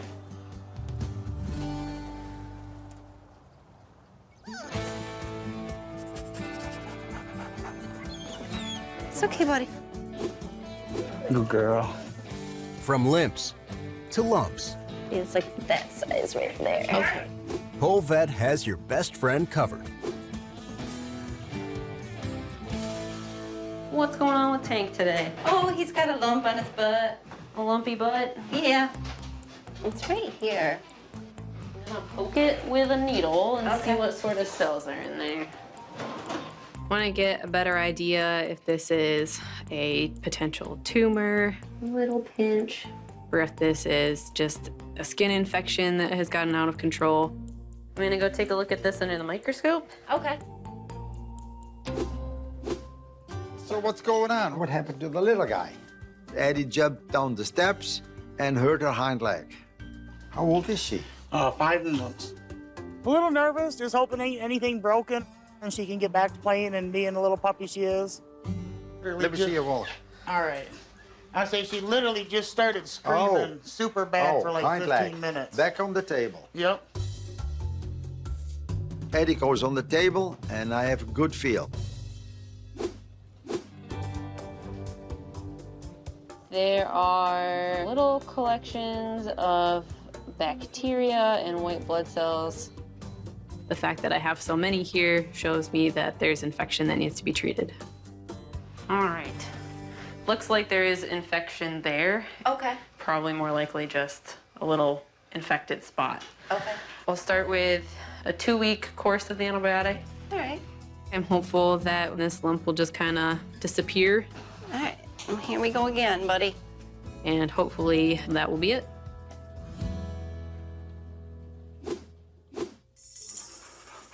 Yeah, that's swollen here. Look at how. I say it was super Hang on. swollen the other night, yes. Yes. She's my baby. I just wanted That's to make sure fine. she was all right. There's nothing broke, no crepitation, no nothing, but a swollen knee. So Eddie's going home on some pain pills, and that's all All right. we're gonna do. Okay. A bone heals in 3 weeks. A tendon in 6 months. She's walking. Just keep her confined a little bit, and usually they heal up real good. Good girl.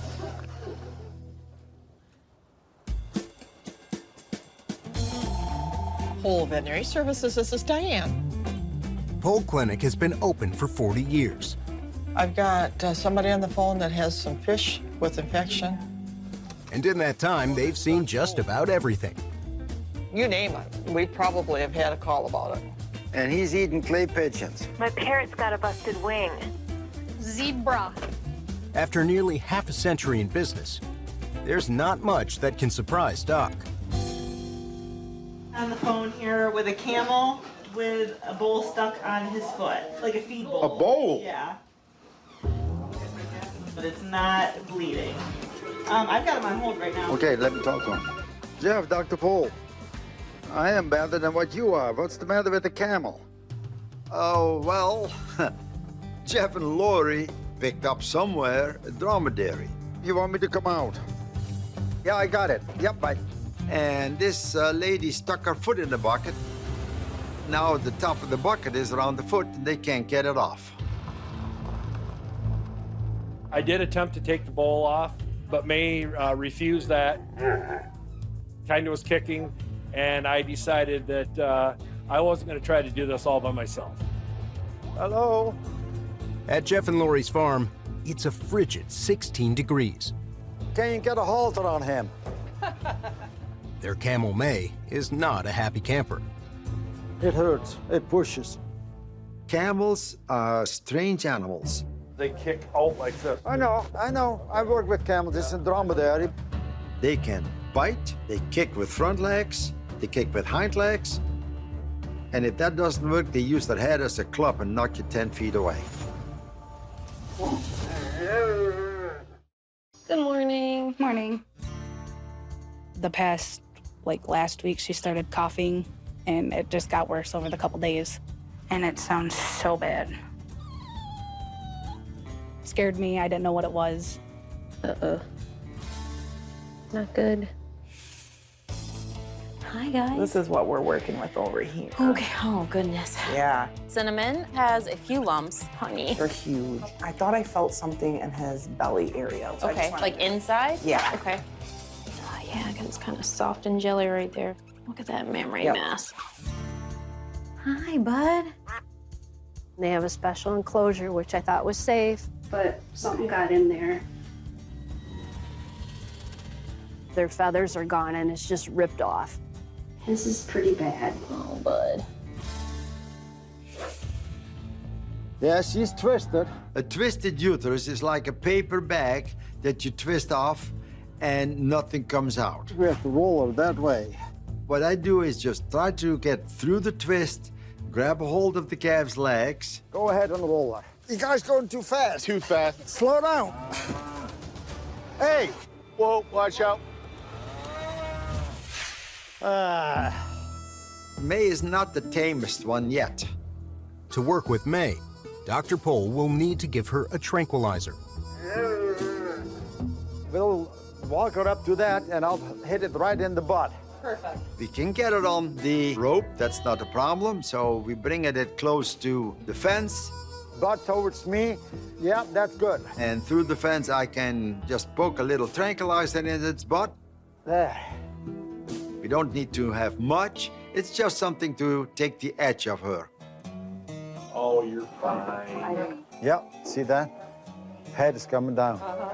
She's just relaxing and her bottom lip is dropping a little bit. So we know now that she is not that hot anymore and we can work with her. Come on. Okay.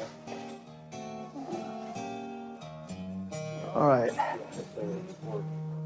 And then I put my hand over her eye so she doesn't see what's going on. What you don't see don't hurt you.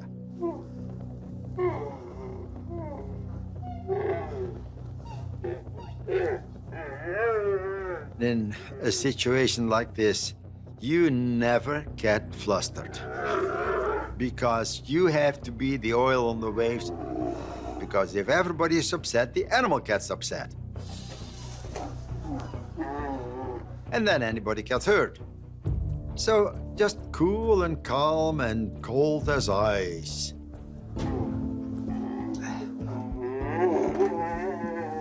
Yeah. We moved it up so it's not stuck around the hoof. It's okay, man. Now we have space to get in there. Got the thing off. Good girl.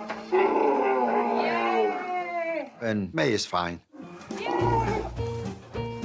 I don't want to kiss, but I'll pet you. Okay? There. Now that the bowl is off, I feel great.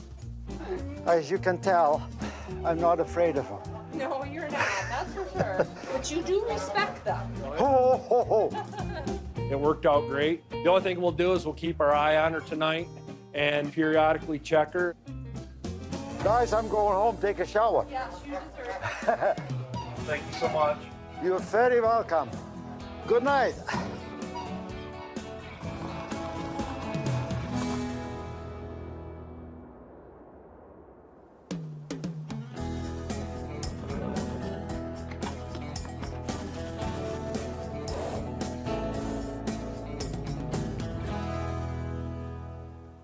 Hi, Charlie.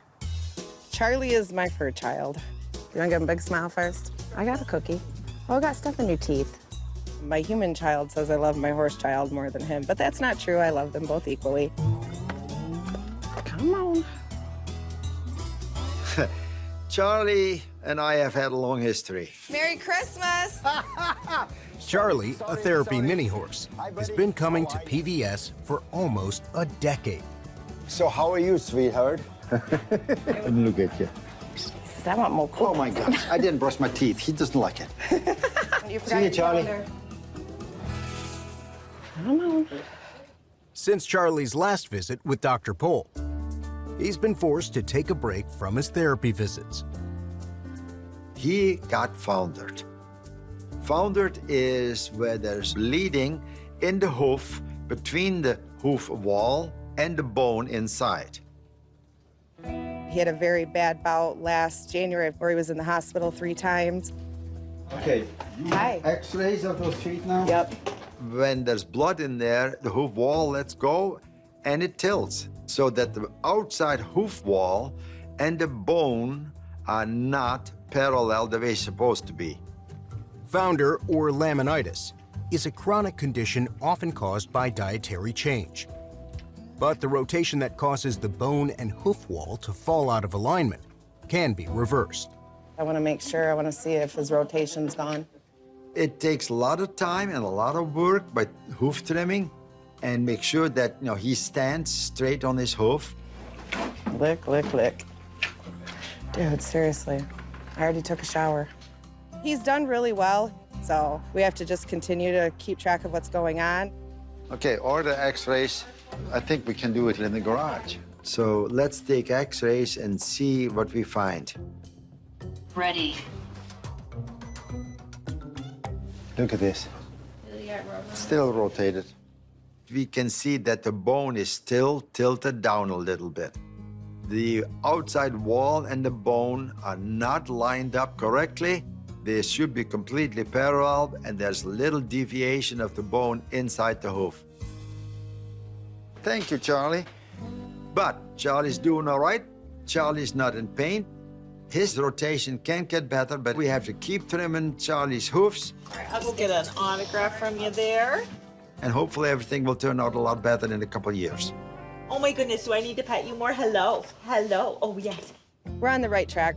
It's not as severe as it was. All righty, you guys have a good one. You too. He loves coming here.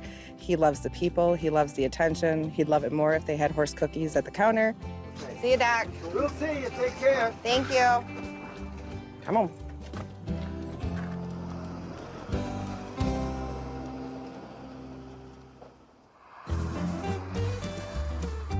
Hey, let me look at you. There you go. While the vets treat all patients with love and respect, she's a super cat. Everyone has their soft spot. Hi, sweetie. Always excited for Danes. Oh my gosh. Cows are my favorite animal. Oh my goodness, you're pretty cute. Beagles are my favorite.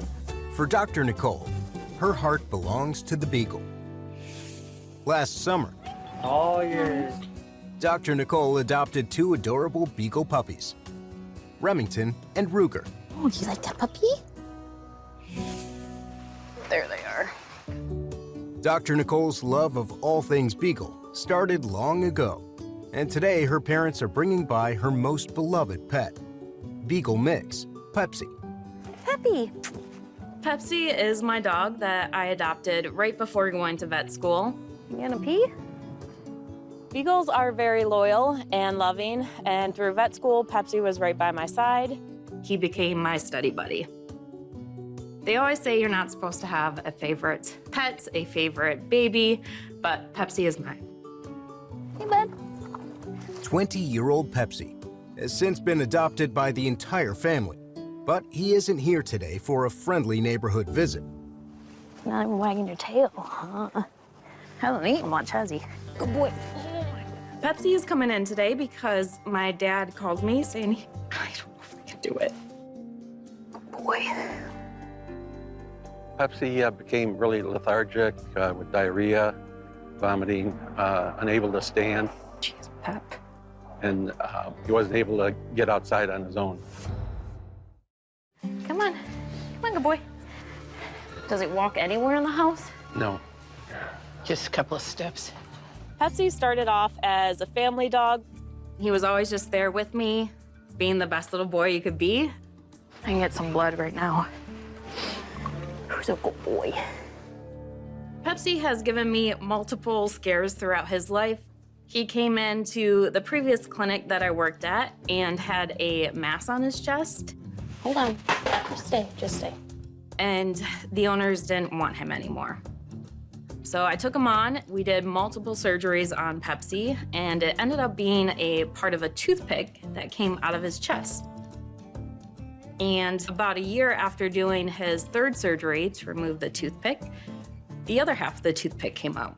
Did he finish eating dinner last night? No. Temperature's normal, Peppy. That's good. Pepsi has always been a very loving troublemaker, but I would say he's the reason I got through vet school. So his liver is a little bit elevated, but not that much. Blood work shows that his liver isn't functioning quite correctly. And then he has a whole bunch of white blood cells that are elevated, which would mean like an infection. Do you want some antibiotics, Peppy? Pepsi is fighting an infection somewhere. To figure out what and where, Dr. Nicole orders x-rays. You want to help me? I want to make sure he doesn't have any masses in his chest and his abdomen, any signs of anything bad. Dr. Pol, you want to look at x-rays with us? This is Pepsi. If I can have other doctors thinking more clearly than I am because he's my baby, then I want them in my corner. I did 3 views of everything. This is what I don't like here. No, it's not just stomach, all this stuff here. What I see on the x-ray, you can't tell much. Something that shouldn't be there. Do you want to do an ultrasound? Yeah. You can. Do it. Do an ultrasound. It's hard to say what it is. So let's do an ultrasound and find out a little bit more, if you can see there. An ultrasound, which can show masses in soft tissue more clearly than an x-ray, may provide answers. This thing in his liver might be making him just not want to eat and stuff. That looks pretty angry. It's possible that he may have a mass in his liver, but I can't be 100% sure. Okay, Pep. So we're gonna start Pepsi on some supportive care. I'm gonna give him a whole bunch of fluids today. You hold that. I'm gonna put him on some antibiotics and some steroids and keep our fingers crossed. Okay, you gotta eat it all. Good boy. For the next couple days, he's gonna be hugged on, loved on, and he's gonna get whatever he wants to eat. Pepsi's a real fighter. He's just amazing, you know. He keeps pulling through. He's pulled through a lot of different surgeries already. Been a very good dog.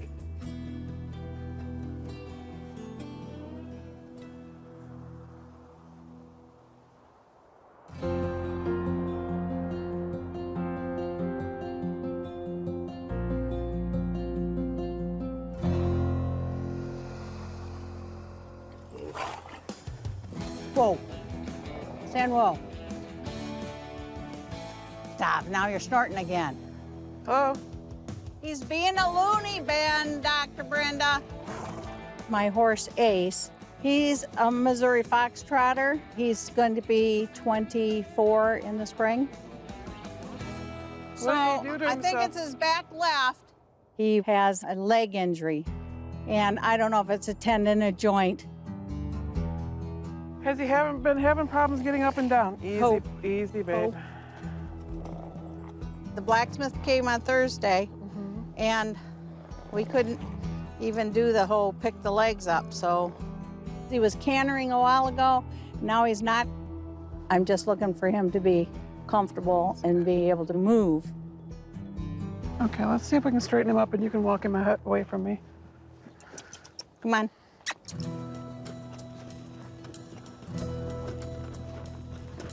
He doesn't have a lot of swelling in that leg, but he does look like he's injured it somehow or maybe has some kind of tendon problem with it.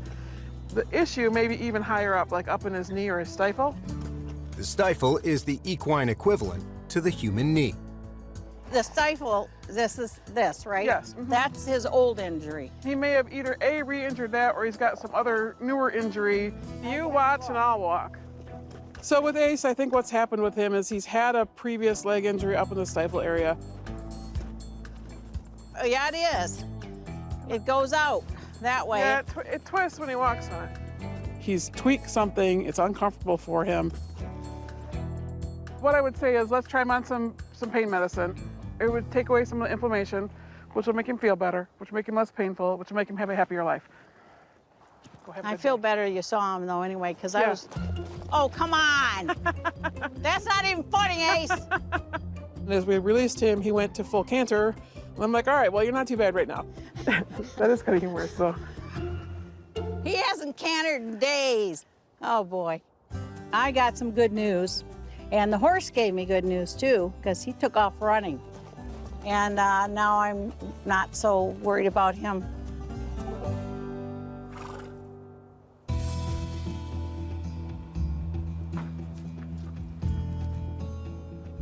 Hi there, is this Luna? Yes.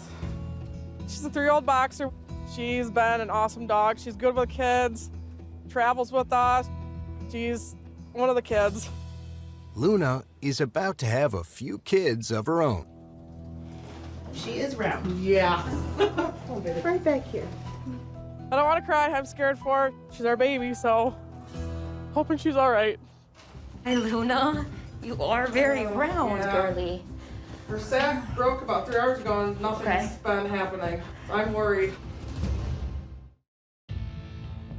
She's so scared. It's okay, good girl. Has she been trying to push at all? She's only 3, so I'm hoping she comes out of it and all the puppies too. I can feel a puppy right about here, but it's too far in for me to reach and actually pull out. I had an X-ray done, and I'm guessing 8 or 9. Okay.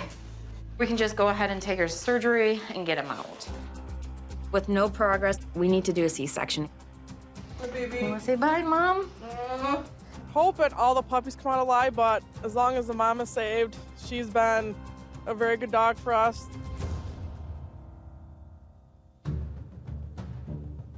With 9 pups possible, Dr. Nicole is going to need as much help as she can get. This is the biggest incision I've ever had to make. Look at these puppies. Oh my God. Good thing she came in for a C-section. The pups are coming out very much alive. That's a big pup. Break the sack off their little face. They come out of mom's uterus somewhat sedated. Here, someone's got to take another one. So it's important that we stimulate them as much as possible, making sure that they get the air into their lungs. That's what we want. Have another one. Pup. Another one. Poor girl. The pups are starting to pile up. Hey, Melissa, are you busy? It was all hands on deck. We needed to have literally everybody that was in the building back there helping.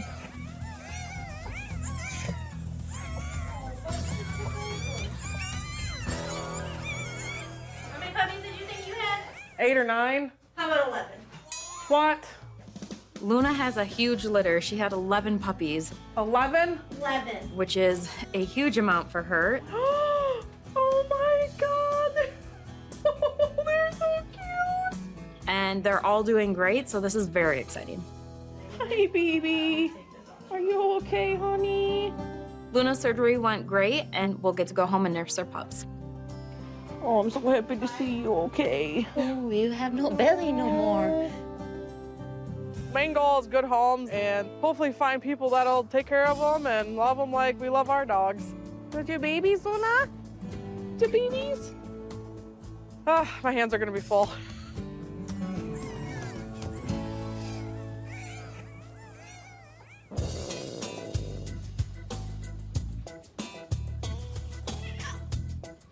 We can, but... So what makes you laying up here? They own the place. He does. He does.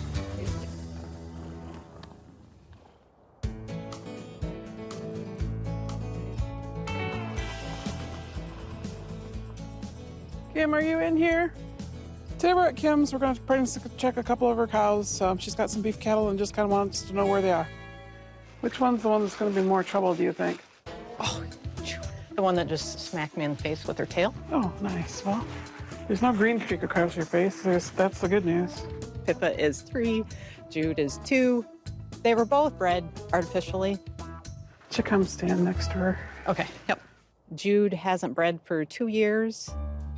With a lack of insemination success, All right, stand still now, cow.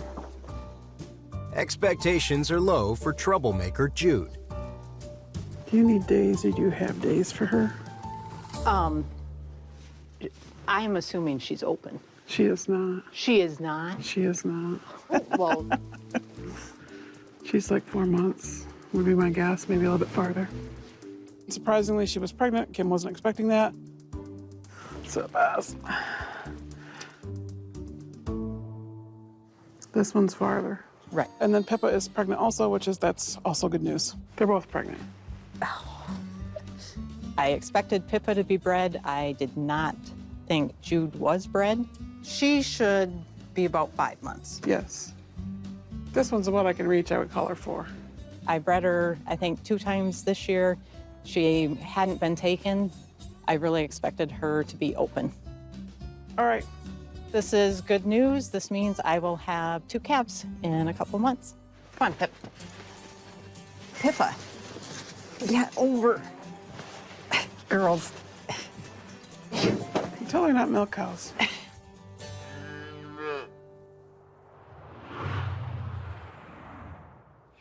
Come on. Dr. Nicole's beloved study buddy, Pepsi, wasn't acting right. Does it walk anywhere in the house? No.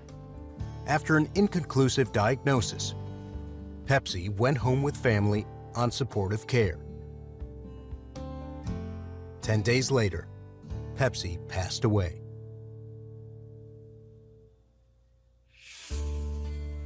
We showered him with love and tried to get him out of whatever he was going through, but unfortunately it wasn't enough. Pepsi was the best boy. He just loved to be around people, and he was my favorite. Come here, Kimber. Remington, want it? I have loved beagles my whole life.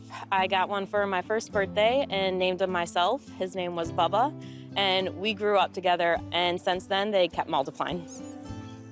Dr. Nicole's beagles, Remington, Ruger, and Kimber, have some big shoes to fill. They're a little more active. Pepsi was older, and he was just happy to be around people. He would be sitting here just laying with us. Uh-oh, found the treats. Hopefully, Ruger and Remington will get some of Pepsi's traits. No. Right now, they're so young and outgoing and rambunctious and crazy. Hey, Ruger, are you listening? Ruger. Oh, you're a troublemaker. So hopefully, once they settle down in their older years, they'll be kind of just perfect like Pepsi. Good boys.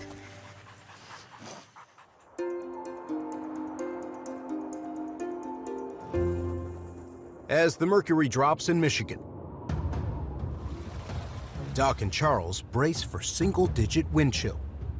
The wind is wicked.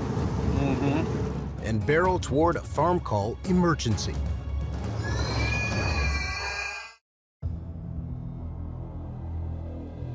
Okay, I'll follow and let's see how big it is. My husband was out watering our hogs today, and he noticed that one of them had a prolapse rectum. Oh, boy. So he came in and asked me what I wanted to do, and I said, you call Dr. Pol. Yeah. Okay. I think I have that size with me. Okay, good. We'll trap it in the corner next to the other one. Basically, it's a severe hemorrhoid. Many times when they have too much grain and the stool becomes acid, so it irritates the lining of the rectum, and then they start pushing, and it comes out. Okay, where is the nose? On this end, here. This pig is a little bit to hold by hand, so we get a pig snare. Watch it, Charles. It's a wire around the nose on the stick. Yeah, now I got her. Then they scream bloody murder, but that way I can work on the back end in a hurry. The easiest way to fix that is to put a plastic tube inside and a rubber band around it. Here, hang on to the tail for me on that side so I can see. Good. What I use is very big, thick rubber bands, and they'll fit in the rectal ring, and then it cuts out the circulation. While the procedure is the same for all pigs, This one is too big. You got small. I need smaller. the size of the tube is not. I have several sizes of these homemade tubes in my car. I have another one, but I have to find it. Get another one ready. Perfect. And make it work. Okay, watch out. There. Now, I think I got it. Done. Ha! Do we just let it fall out? Yes. Okay. It usually takes about 5 to 7 days for this thing to fall off. And when everything falls out, the tube falls out and everything is fine. Okay, that should do it. Thank you. Yep, stay warm. You too.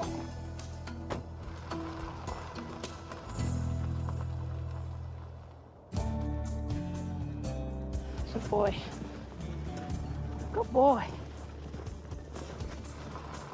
Today I'm going to Kirsten. She's gonna come bug you. She has a horse named Odin that she just got this weekend, and he has a big wound on his leg. It's pretty swollen. It's about 3 to 4 times the size it's supposed to be. But I know it's not causing him any pain because he's running around like a wild banshee on it. Buddy. So this is Odin.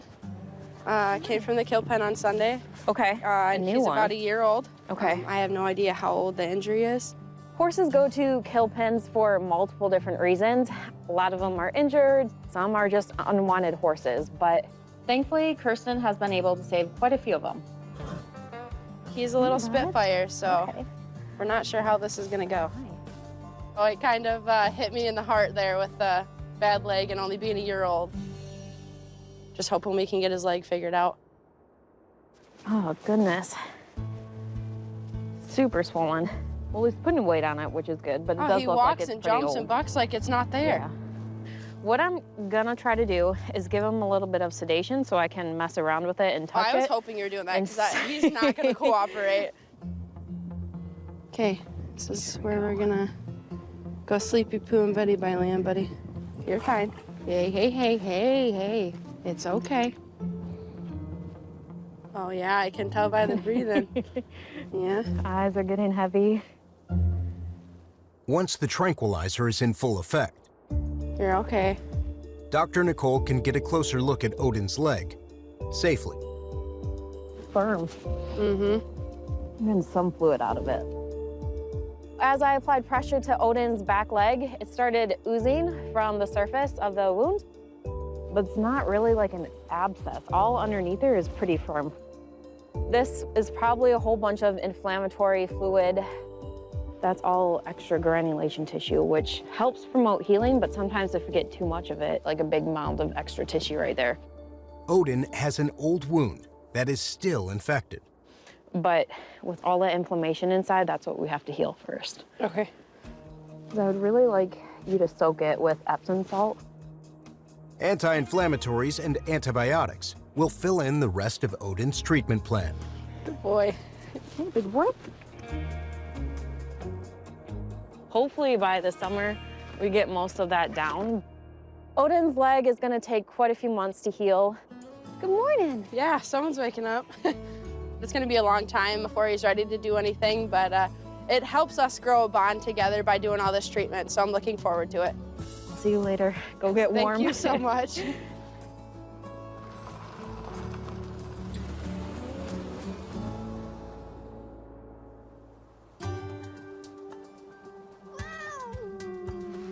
I know. Come here, lamb chop. Molly's my fur baby. She's a three-legged cat. She was born in the pole barn. There we go. Something bit off one of her legs when she was little, and that's how she came to be an inside cat. Today, Molly woke up with a new problem. Just this morning, I got home and her face was all blown up. Oh my, that is quite a swollen face. Dawn is here with Molly today. Because she only has 3 legs, she sometimes over-scratches on one side.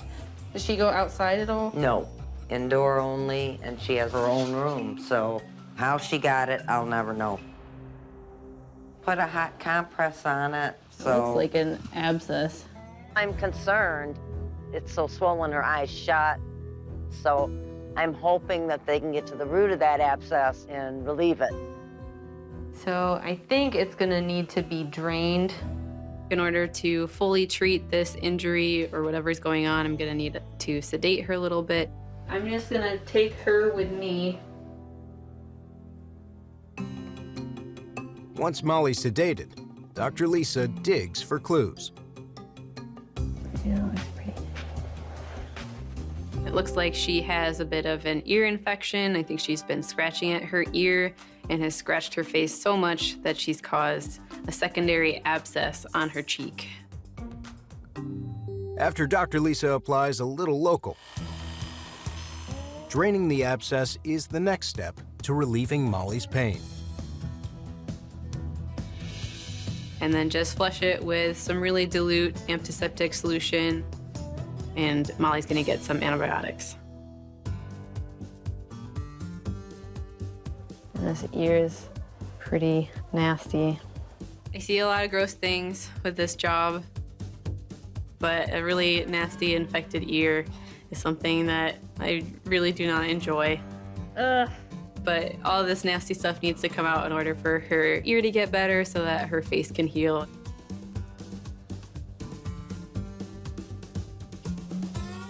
All right, she's still pretty snoozy. Yeah. But I think she was scratching at her face. This ear has a pretty good ear infection in it. I cleaned it while she was asleep and put the first dose of some eardrops in it. Okay.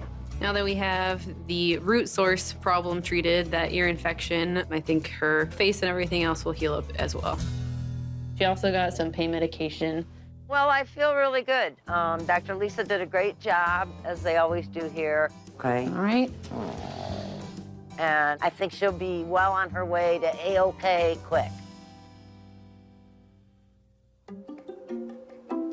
Come on. Blaze is a German short-haired pointer. He is purebred. He's just been my best friend since the day he was birthed. You gotta get both ends on. Come here, bud.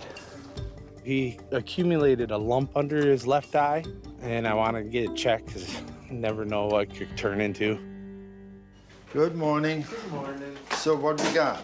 Daniel is bringing in his German short-haired Blaze. You're a hunting dog. You're not supposed to be scared. Most of the time, German Shorthairs are just as stoic and easy and happy as can be. But this one is not. It shows again, every animal is an individual. It's okay. Yes, see? That little lump is just like a little cyst in the skin. Okay. You're fine. You're fine, yes. It probably is some kind of inflamed hair follicle, and at this moment, I wouldn't worry about it at all. Let me listen for a minute. You're fine. Oh my gosh, you're scared. I do a very quick physical, and the dog is just shaken. He is so scared. You're a hunting dog. He's a big baby. He probably is better in the field than in the clinic. It's okay. You're fine. He starts out a little skittish, Blaze does, but he'll warm up once he knows he's not in harm's way. You're fine, yeah. See? Nothing to be afraid of.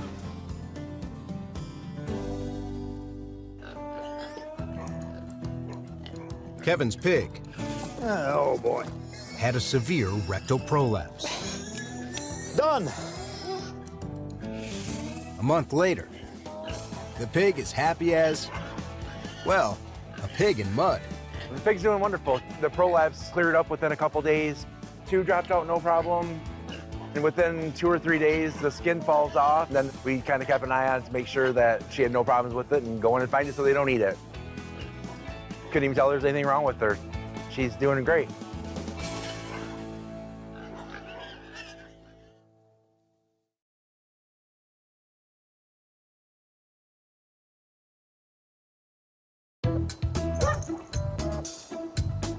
Delta is a leopard gecko I rescued about a year ago. So ever since I was like really little, I've been in love with Jurassic Park. And the 4 raptors are Blue, Delta, Echo, and Charlie. So I named her Delta because I already have Blue. And I plan on getting 2 more. And what we got there? A gecko with 4 legs. Yeah, but her right leg is the starting right to one get... is curling. Her leg's supposed to be straight past the elbow, and it's starting to curl kind of into like a C and curl in on itself. That is just not enough vitamins and minerals. She was kind of a rescue when we got her. When I got her, real she good. didn't have any calcium or water. I know. In her. When I got her, she wasn't in the greatest shape, so I think that stunted her growth. She's definitely got a big spot in my heart, and I don't know what I would do if it was something serious. What kind of vitamins do you feed them? She has calcium, and we started giving her vitamin D3. Okay, that sounds good. It turns out that this gecko was a rescue. And this is what I see so many times. Well, people don't know how to take care of them. And that was the case here. I'm not splinting it or anything. Yeah. No, Gecko we split. just want to make sure that's what it was. Yeah. Yeah, I mean, yeah. she looked it up, so. Yeah. Sometimes a little reassurance can be just what the doctor ordered. If you have a pet like this, make sure you know how to take care of them. Ashley does. She went online and she found out that, this is many times a mineral vitamin deficiency. She's walking. She's walking. That's around what I mean. getting She's her now exercise. getting with the nutrition that she needs. It doesn't heal up overnight. You give them a couple of weeks, a month, and see what happens. She chases the crickets around when we feed her, so... Okay. Thank you. It's very reassuring knowing that I can come to Dr. Pol and he's willing to look at any kind of animal we can bring in. She wants to get out and run around. Feeling a lot better knowing that we're doing everything right. She's a sweetheart. They're so cute. Good job, Mom. Oh, hi. This time of year is definitely pretty busy for us. There's a lot of animals starting to have their babies, kids, and little lambs are starting to pop out, and calvings left and right. So it's a lot of work for us and the people that are taking care of them, that's for sure. This morning, it's a baby bonanza. Oh, look at the new baby. She had them this morning. First on the docket, Dr. Lisa meets the new kids on the block. I noticed one of the babies was laying outside of the shed and found the other one laying inside the shed all sprawled out. Courtney has brought in a few of her goats for me to look at. The kids were born outside. It's pretty cold still. She just wants everybody checked out. It was super cold, so we took it in the house and I put it on a heating pad, and she seems to be doing better. The one was super cold and wasn't eating and wouldn't stand up or anything. And this one's breathing. It's kind of like really loud. The second one, the hoofs were kind of bent in and the breathing was kind of raspy. It's almost Maybe like I'll he's take, snoring. he seems like he's the one breathing funny. I'll just go listen to him, and I'm gonna check his temperature too, and I'll be right back. Okay. Okay. Oh, thank you. Natalie, Natalie and Jacob come in today. They're bringing in their 10-week-old puppy for her first veterinary visit. So she's due for her next puppy's vaccine? Yeah. So we're trying to build a good rapport with the puppies in these first few visits because we don't really want a dog that's going to be afraid of the veterinarian for the next 10 or 15 years of their life. Yes, come here, let me see you. Yes, you're very cute, aren't you? We try to give them treats and pets and talk to them and, you know, pick them up and cuddle with them. Good puppy. All right, we're gonna give her a vaccination. We're gonna give you your dewormer. Good girl. Good puppy. Okay, yep, that's it. That is it. Good puppy. So you're all set. Okay. Here, sweetie. Good girl, Billy. Sometimes the biggest challenge with the puppies are actually not wanting to steal them and take them all home for myself. She is lots of fun.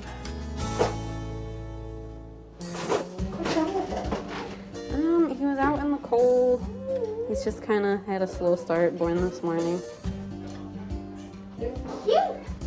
So listening to the kids' lungs, they sound a little wheezy, a little bit congested. I'm a little bit concerned that the kids have developed a mild pneumonia and I don't want it to get worse. I know. I'm giving these kids some selenium to boost their immune systems. He's all raspy. I hear ya. And then I'm also gonna give them a dose of antibiotics to make sure that they don't get sick. Just hold on to her so she doesn't run away from me. Good job. Now that they're up and about, they'll nurse on their own. The biggest thing Courtney needs to do now is make sure that the kids stay nice and warm, that they're getting the colostrum and the milk that they need, but it looks like she's already kind of got them off on the right foot. They're really cute, oh my goodness. They are. The baby boom isn't just for the kids. Charles and Beth Oh my gosh! are busy getting ready for their own new bundle of joy. It's a boy!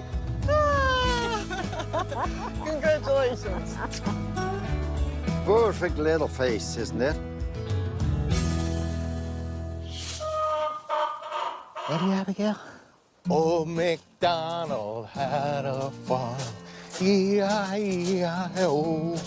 And on that farm he had some chickens. Here a buck, there a buck, everywhere a buck, buck. Say hi, chickens. Come on, chickens. Say hello, yep, hello. All right, go get them. That's it. Old MacDonald had a farm. We had some chickens. Oh my gosh. A Great Dane. Aria came here today for a puppy count because we thought she might be pregnant. Hi, sweet. I know you're nervous already, huh? We don't actually know if she's pregnant. We inseminated her. She's been acting crazy. That's a Dane. Bring him out. Let me see how he looks, how she looks. At 55 days, she's a week away from having pups. And she should be, a big belly and very big mammary gland development. She's not pregnant. You don't think so? Nope. Aria definitely does not look pregnant. Come on, let's go inside and have a look. Look at this, Diane. I know, I'm looking. What is she acting like? Well, we think last year she had a false pregnancy where she had this one toy and she wouldn't leave it and she was acting like it was her baby. And now she's doing that same thing. Aria is having some problems where she likes to make a nest. Hormones are off on her if she has a false pregnancy. Maybe that's why she's fighting, because at this time she was supposed to have puppies. Sometimes people call that a false pregnancy, where they act like they're pregnant, but they are not. Is this one pregnant? She should be doing a week. Doesn't look like it. Well, that's 2. I don't feel anything. That's 3. I don't think she's pregnant. I would suggest that they breed her naturally the next time. Take her home. Okay, thank you. Yes, and make sure that they breed her at the right time. Good. It may have been a false alarm for Aria. For Megatron, it's the real deal. She's been pushing for like 2 hours. And I didn't think she was due until Tuesday. That is not a mega dog. That's a big truck you got here. I know. With mega truck and a very small dog. Hi, sweetie. Oh, don't look at me like that. I don't know why you called Megatron, but she's in labor, but nothing is coming. Has she had puppies before? No. This is her first litter, first time being a mom, and she went into labor a couple hours ago and just can't seem to get the puppies out. So you really go Baja with this one or not? Kidding me? Megatron is a Chiweenie, so she's half Chihuahua, half Dachshund. I'm a little nervous just because I have never done the puppy thing either. But I didn't think she was due until next Tuesday or Wednesday, so. Oh, she is in labor. Yeah, but that's... What has been hanging out? This is what they call the water sac. Normally, this comes out first to help dilate the birth canal. Okay, sorry, girl. There's a pup right here. Feels like.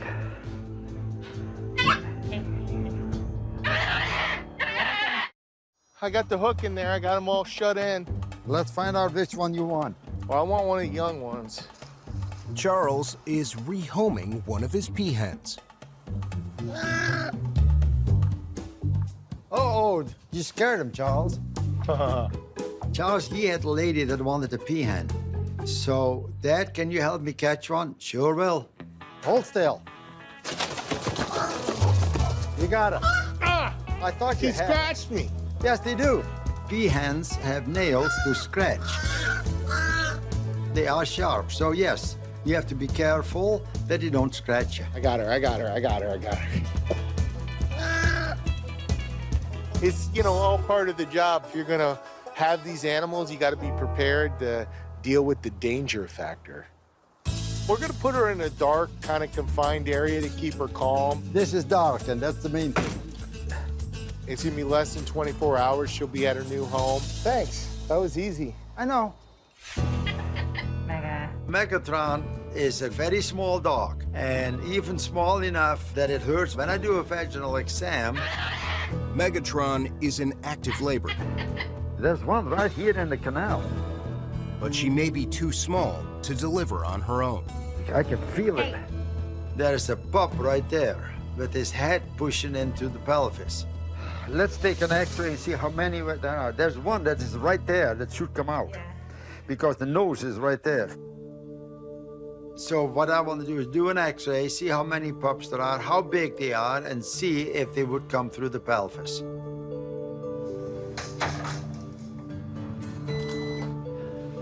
She looks like she's got 4 or 5 to me. No more than that.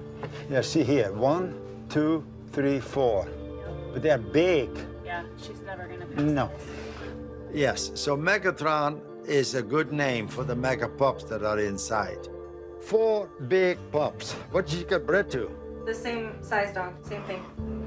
You want to see the x-ray? Sure. The pups are way too big to get through the pelvic opening. She's got one head stuck in the pelvis.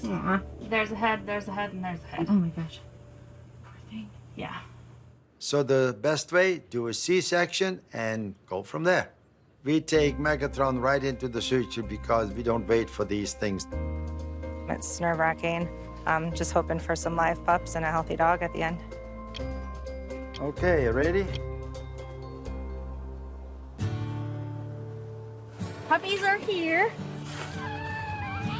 It went very well. They came out screaming, and she's already nicely waken up. When we did the C-section, 4 big, screaming live pups came out, and I tell you, that is the fun part of it. I'm super excited. We got 4 healthy puppies and a healthy dog. My compliments on you that you didn't wait for either. They were big. Drive careful.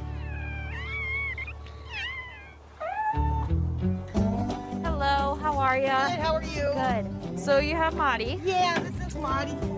He's very docile, loving. He's not mischievous. He just kind of lays around and takes whatever comes his way. Marty may be one cool cat, but this week he found himself in a bit of trouble. He went out Monday morning and he never came back. Walked everywhere, called people, couldn't find him. Tuesday night, my neighbor brings him to me and says, Claire, your cat was tangled in my chicken wire.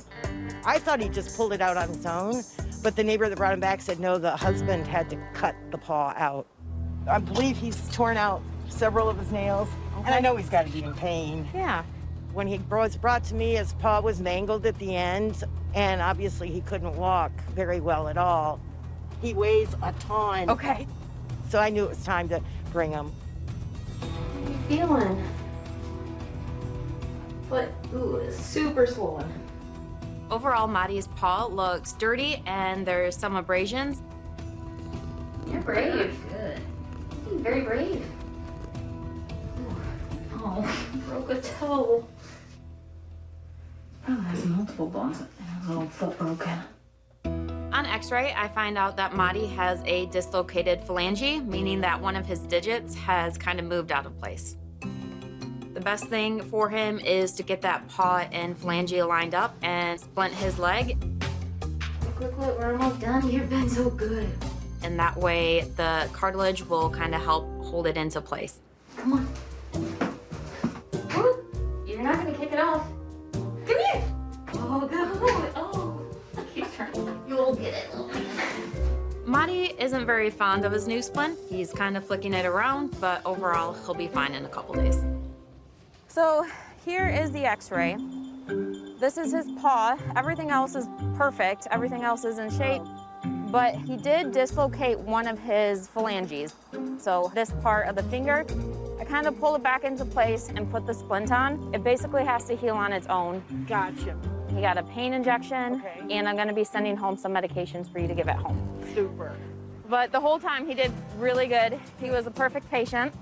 Maddie looks overall pretty well besides his dislocated digits, so I want to have the owner keep an eye on it. Have a good day. You're welcome.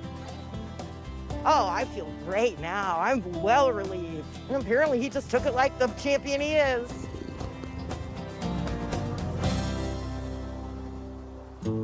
Morning. Morning. If dogs could talk, How are you? Good, how are you? Dr. Lisa's next patient, Bailey, would have a tale to tell. We let her out Friday morning to use the restroom, and she never returned. We looked for her for days on end, walked miles and miles in pitch darkness, snow, cold. Got a phone call that fresh prints were found, so my husband went, and Bailey came out of the woods. Oh my goodness. We're very thankful to have Bailey back, but we don't know where she was for those 4 days. She's lost a lot of weight. She's got some sores on her feet. I'm concerned that Bailey has frostbite on her feet. And then I noticed she's got a funny rasping cough. She'll be 14 in April. Oh, you're too old for adventures like that. Exactly. I've had her longer than I've had my children. So she means a lot to our family. This time of year is very cold, and as an older dog, Bailey doesn't have a lot of the energy reserves that a younger dog would. Her immune system isn't as robust. And she has been coughing. I need to look at her paws. On this foot, she's got like couple little warts. What Rebecca was concerned about being frostbite just looks like she had a few warts on her feet that kind of got torn open. So it looks like Bailey doesn't have any severe injuries. She's got a lot of like muscle wasting, which I think is mostly due to her old age.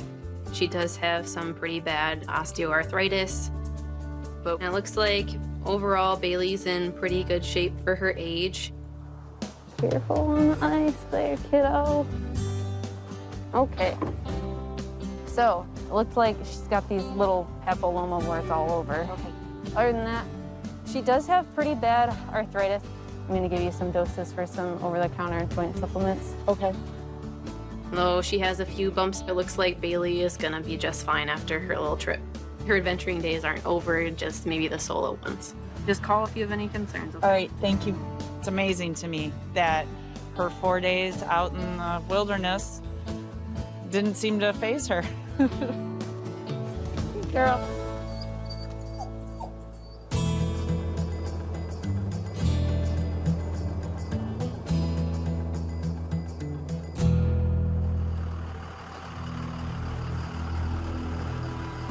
It's after hours. The clinic's been closed for a little while, and Deborah has called because her puppy's been injured.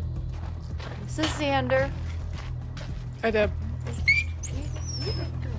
When we were doing chores, horses came in and he got in the way. Hi there, puppy. All right, let's come here around the corner. And he got stepped on. Almost 12 weeks. Okay. It's his right hind. Hey there, puppy. How are you?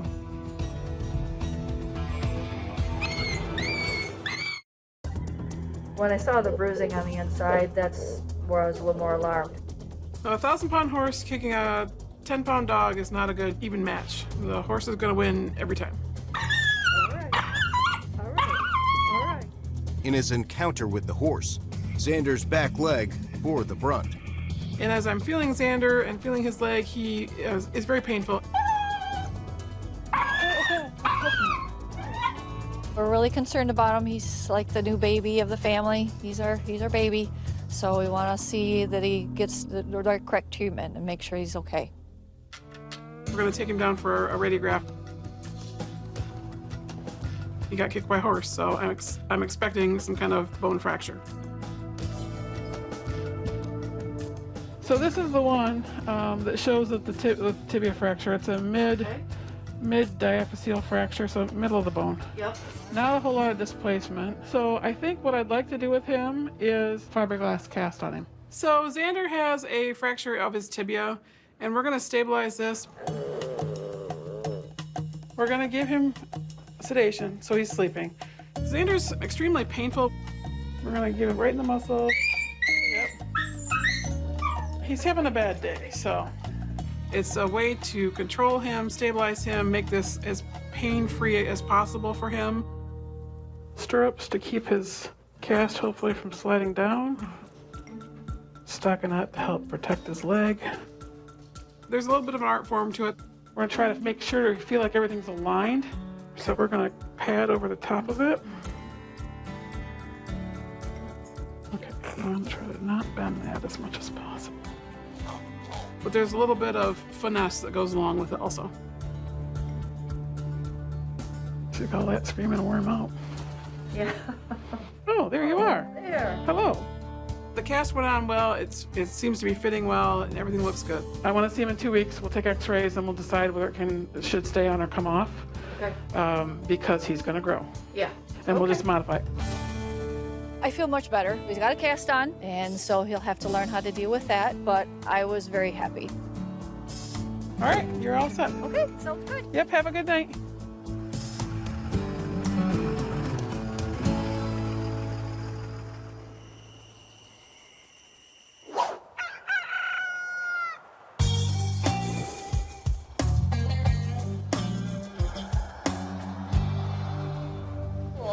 She's cute. Baby season Boy, doesn't start with the kids, calves, and piglets. you're so cute. For these farmers, What are we doing today? What we got here? breeding is the whole reason for the season. I just want her to go into her pregnancy. In a good shape. Yes. I'm shipping semen from California. I want to see if she's even cycling at all. Okay. When it comes to the fertility of her barrel racer, Lorraine is looking to beat the odds. There's a stud in California. His name is Foose. I've always wanted a barrel horse by him. So I called Dr. Brenda out today to check a mare to see if she's able to breed here within the next month. Do we need to culture her? Yeah, let's do that. Okay. We're going to do a uterine culture, which means we put a giant, basically cotton swab in her uterus and take a sample. This sample will show if the mare's uterus is free of potentially harmful bacteria, which may reduce her ability to conceive. Easy, mare. Easy. You're okay. But this is a new mare, so we haven't worked with her, so I don't know a whole lot about how she's going to be. Easy. Oh, mare. Where are you going, mare? Okay. Okay, sweet. Mary's a 10-year-old quarter horse. Just take it easy. We just got her in, and she's not putting on the weight we'd like to see before we get her AI'd and pregnant. Then the teeth should be good. Teeth should be good. Should be. So we're gonna have her teeth checked and make sure that the teeth are okay and not bugging her. When she eats hay, does she spit out a cut? When they suspect there are points on the teeth, then they bite their cheek or their tongue. And when something hurts in the mouth, the horse thinks that there's something in there and they spit it out. I don't notice any of that, not even with the grain, so. I'll just have a look. Yeah, hey, don't you try to bite me. Okay. Somebody's in here. Yep. Hang on, Mare. We get drugs. As a maiden mare, she's just nervous for that kind of stuff for the first time. She's a 3-year-old, so she's pretty young. Once the sedation sets in, Dr. Brenda takes the uterine culture. Okay, so this is a double guarded pipette. We're taking a sample from the inside of the uterus. I expect with her not being bred before that this should be clean. Okay. A dirty culture would be she's got bacteria, and then you don't want to breed. And then we're going to do the rectal and see where her ovaries are. All right, Mare, relax so I can feel something. They're still pretty small. The ovaries aren't doing much yet. She just hasn't been away from the track and the stress that's involved with that long enough for her to think about starting to cycle. I'd probably keep the lights on her and give her a couple weeks. Okay. Mares typically are light responsive, which means they only cycle or have heat periods from early spring through mid to late summer. And check her again. And then we'll check her again. So we can do things like have her be in a stall that's got light in it for about 16 hours a day. Okay, you're set. So we'll have results on the uterine culture in a day or two. Ovaries, we're just going to give her some more time. She may start cycling on her own. If we don't see anything within the next week or two, then we'll recheck her and go from there. Okay, we'll see you in a couple weeks then. Yeah, that sounds good. Hear that? Oh. A physical exam is good. I touch up the teeth with a file, and yes, they are not bad at all. I didn't figure because she's 10, but you just never know. Going into pregnancies, you want to make sure they're healthy and have a good weight on them. All of our stuff is probably overweight, but I mean, we don't worry about that. Yeah, the cows are. But apparently we're a little over paranoid. She looks nice. I like her. The horse is in good shape, doesn't have to put on weight to be pregnant. Thanks, guys. Thank you. Good seeing you. It's been a lot of years, Doc. Thanks. Sure. He's Doc Pol. He's been the same way since I was a kid. He's entertaining, he's insightful, and just super friendly. I still enjoy it. That's the whole secret. Well.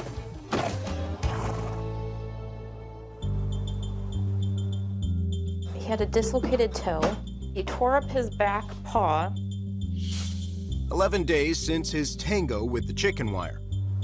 This part should be right there. Maddie is back for a checkup. Clean him up and see what it looks like. By splinting the foot, the hope was that the stability would realign the dislocated toe. It's okay, it's okay. This hair is all dying. Ugh, look at that abscess. Maddie is back today to look at his bandage. Look at this wound up here now, too. And he's not looking too great this time. Maddie. That's bone right there. That's like really bad. After nearly 2 weeks of care, Maddie's injury should have healed by now. Maddie's paw looks like it is slowly dying. His skin has come off. The smell is terrible. I'm not sure if he's been licking it, chewing it, or if an abscess ruptured, but I don't think we're gonna save this paw. Whoa, honey, do you want to be a 3-legged kitty cat? I think you're gonna have to be a kitty. Now it looks like the paw needs to come off. I've always loved Maddie. He's got the best temperament of all my other animals. And I have 4 more cats at home, plus a dog. So he's starting to lose some of the skin. It's starting to die off. Okay. This is actually bone right there. Oh, jeez. Okay. So it's worse because before it was just the toe. Now this is coming off. Okay. So the best thing to do would basically just be to amputate this leg. I see that now. And cats do okay with 3 legs. With how bad Maddie's leg looks, I think amputation is the best thing for him. He doesn't need all 4 legs. Yes, it's easier to get around, but cats do just great with 3 legs. Look at Tater. We have one in the office that's 3-legged. Yeah, Yep. I know the little black. Tater gets along just fine. Yep. He'll be fine. And it'll help us get all that infected tissue off of him, and he'll suffer less. He'll feel a lot better once he gets home. Oh, yeah, without that leg on there, yeah. Poor thing. I'm gonna go ahead and wrap this up for now because I don't want him messing with it. and we can go ahead and do the amputation possibly later today or tomorrow. Okay. And that would be the best thing for him, just get rid of all his pain. Okay, so we'll go up front and he'll be staying with me, okay? Okay. It was bad. I didn't realize it was that bad. I'll give you a call later today, letting you know how he's doing, okay? I'm just glad he can be saved, because he's a good cat. He really is a good cat.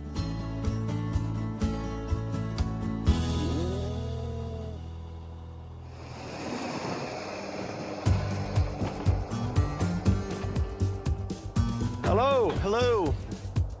I'm here. What we gotta do? We gotta go to Ryan and Eddie. They've been clients for a long time. This got a calf last night, and now something is hanging out, and they have no idea what it is. Look at that cow looking at you, man. I know, I don't like it. I'm not sure if that's birthday now. Better be. Keep pushing it in. There's a lot of tissue hanging there. Maybe another calf. Oh, Jack. Huh. You know what this is? I check it out, and here it is, a Fleischspange. What? What they call a Fleischspange. It's a German name for meat pillar. This was the pillar in the vagina, because as an embryo, cats develop in two halves. This is actually a remnant of something that should have disappeared in development. As an embryo, a heifer will have an extra temporary wall of tissue in her developing birth canal. In the vast majority of heifers, this tissue disappears as the fetus grows. This is a birth defect, you could call it, but as an adult, it didn't completely go away. It doesn't hurt, they can get pregnant. Every so often you see that, but that's a big one. So what is hanging out here is this pillar from the birth canal that is just no good. The calf most of the time puts one leg on one side, one on the other side, the thing breaks. And that was the leftover from the inside wall. And everything is fine. So she's good to breed back and everything? Definitely. Yeah. Give it to your dad. Yeah, I will. Okay. You're all set. All right, Thank you. Take care. Now that it's gone, she'll be living a happy, lucky life for the next 15 years.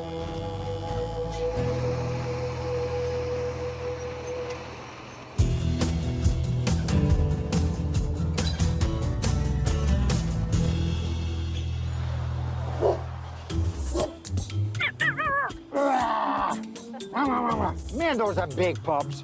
Yeah, they are. New mom Megatron is back with her 4 babies. My girls named Rose, Iris, Violet, and Tulip. All of which have transformed into healthy, pudgy pups.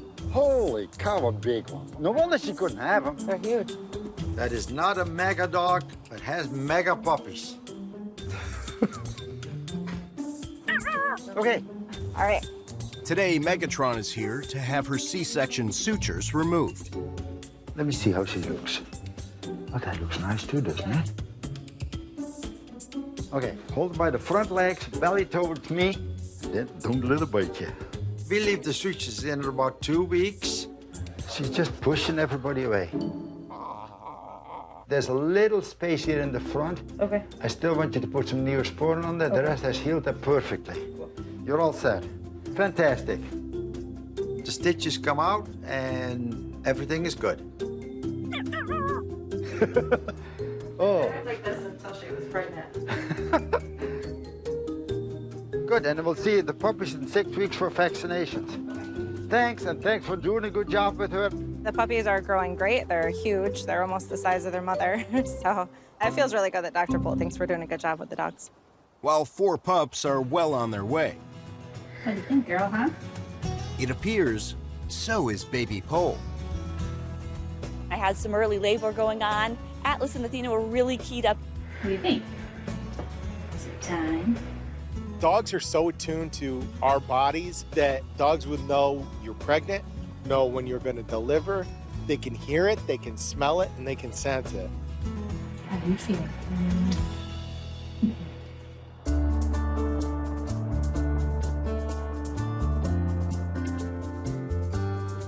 Rosie's born and bred on our farm, and we raced her for about, I think, 3 or 4 years. She was a great racehorse. She is an important broodmare to us in our barn. The mare is now in labor with twins. Finding out that there was twins was a surprise. I think we're all hopeful that she's healthy. The majority of the time, horses really don't need too much help. When they do happen, they tend to be more of an emergency situation. Got an emergency call this morning for a foaling. Yeah, I tried to get a hold of you. Heard you got one, and you were worried about maybe a second one, or? The second one's coming now. As I was on the way over here, Bobby's mare had her first foal. Oh, wow. It doesn't look like it's fully developed. It was very abnormally small. It looks like it's been dead for a while. To deliver 2 live foals from a twin pregnancy is exceedingly rare. But she is still having a second foal. Foaling in horses takes place over a pretty short period of time. If a baby is stuck, they can die really quickly. This one's got its head twisted around. The mare's second foal is in a difficult position. I'm not sure if the foal is still alive or not, but it's really important to get it out so that the mother isn't injured. She's a sweet mare. Rosie's always very gentle, especially with my son, especially with my kids. So we definitely want her to be well first. I am trying to get its head twisted the right direction. They have really short, powerful contractions, and if the foal is in an abnormal position, they can push a hoof through the side of the uterus or cause other injuries. What you gonna do, pull it out? Turn its head. So it's really important to get the foal corrected and out as soon as possible.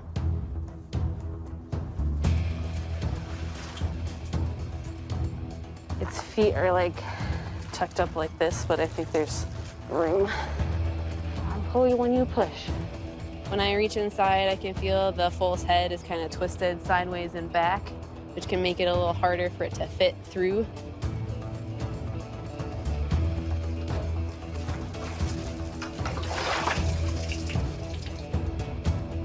I don't think it's alive. Unfortunately, not a great outcome for the babies today. The placenta's like all twisted around the legs here. All these twists in the umbilicus are not normal like this. It's normal for the umbilicus to have like up to 7 twists without it causing any issues, but this umbilicus is what we would call a torsion. And it's not something that you can really do anything about. It's just kind of unfortunate. It can constrict blood flow to the foal, sometimes cause death. I think that's why this foal was stillborn today. At least they're out, Yeah. so it's good for her. We can move on now. I'm gonna give her, I think, a small dose of oxytocin. It's just gonna stimulate some uterine contractions to help clean anything else that's left. I think she's gonna clean out just fine. We're just gonna make sure that she recovers, and we'll try again for next year. We'll go forward to base. I'm finished at the foaling. Anything new?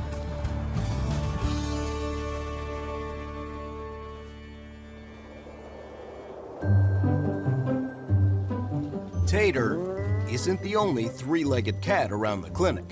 Marty's surgery went great. He was a champ, and almost a couple minutes after his surgery, he was waking up and purring. He's a great cat. Here he is. Look how good he looks. Oh, wow, look at you. You're all naked in the back, sweetheart. Yes. Aww. So now that we removed the leg, his back area looks much better. Okay, so he looks really good. No discharge, no swelling. These will have to come out in about 10 to 14 days. And just keep him in the house, keep an eye on him, spoil him. and he'll be fine, Right, exactly. Hi, sweetheart. I want Claire to go ahead and keep an eye on Marty, so I want him to become an indoor cat, at least for a few weeks. He's only got 1 leg to fight us on now. That's true. There you go, bud. Good boy. Perfect. But overall, all she has to do is keep an eye on that back leg area and ice it if need be. Have a good day. If you need anything, give me a call, okay? You're welcome. Feels fantastic. And he's safe and he's gonna heal. He's coming home. Ta-da! The king is going home. He's Marty, my three-legged boy. Hi there, buddy. You're going home, sweetheart. You're going home. Yeah. Gonna be spoiled rotten and never going outside again.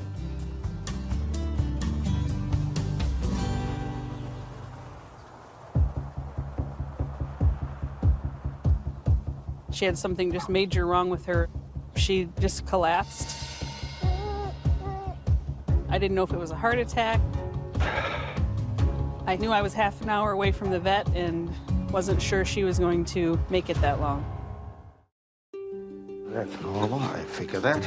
Sadie is a 4-year-old Rottweiler boxer mix. What did she do? Talk to me. She could have eaten something. I hope that Dr. Pol can tell us what is wrong. She went outside. She walked outside, she threw up, and then she just fell over in the snow. She had labored breathing, gray gums, gray tongue, and just very lethargic. And when she tried to stand up, she kind of acted disoriented. It was a very scary situation. Just not fun to watch your dog go through something like that. She made it back in the house, but she just came back over and fell over by the couch. It's always a challenge to find the right diagnosis because they cannot talk and he will not tell them how it hurts and what happened. And so you have to listen to the owner. And we just do the best we can. That sounds like beginning of a seizure. Many dogs have seizures. We don't know why they're happening, but it's something is just triggering it. There is too many impulses from the large brain, not governed by the small brain in the back, and they go, And as long as you realize that a seizure like this does not hurt the brain, I don't treat them. We don't know why, but we do know that seizures do not hurt the brain. So the brain cells are not dying off because of a seizure in these animals. I just want you to see what happens again, because the only thing we can do for seizures is a tranquilizer, which is bad for the liver. When these dogs are this young, like a 3-year-old dog, I hate to start them on tranquilizers because you shorten the lifespan because of a bad liver. Severe seizures, laying on the side, kicking with all 4 legs, and doing crazy things, defecating, urinating, nothing like that. Physically, she's fine. Anyway, watch her. I was happy with what he told us. We just have to watch for the symptoms again, and we'll go from there. Okay, you can go back to the car if you want to. We will probably spoil her a little bit today. Maybe a cheeseburger on the way home.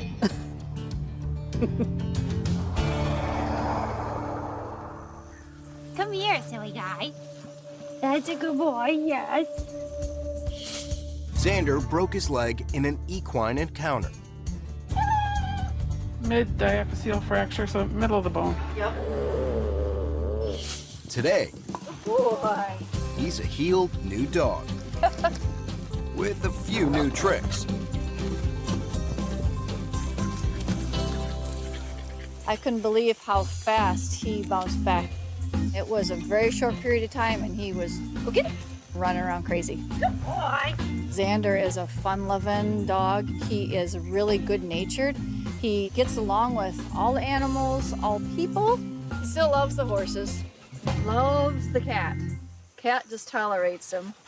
He just wants to run and play. Xander, here.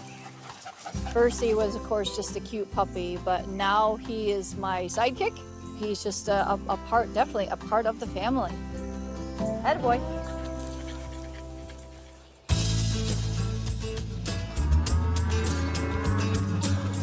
You did it, babe. How do you feel? So this is little baby Silas. Baby Silas, yeah. Hi, buddy. This morning we were joined by my son, Silas Pol. Yes, hi. Born at 4 in the morning. A 9-pound baby. A whopping 9 pounds. Silas was a bit of work. I'm more on the petite side, and he is a bit more like Charles. I'm ready for a nap. Beth did a fantastic job, and we can totally do this again if she wants. Words no woman wants to hear at this moment. Let me go check on the dog. Athena and Atlas were so excited to be able to meet Silas, and it went really well. Oh, look at Silas. Athena was just, I mean, she's a mama dog. She was so gentle. She's so good with him. They got a good chance to know what he smells like, and they're gonna accept him right into our pack.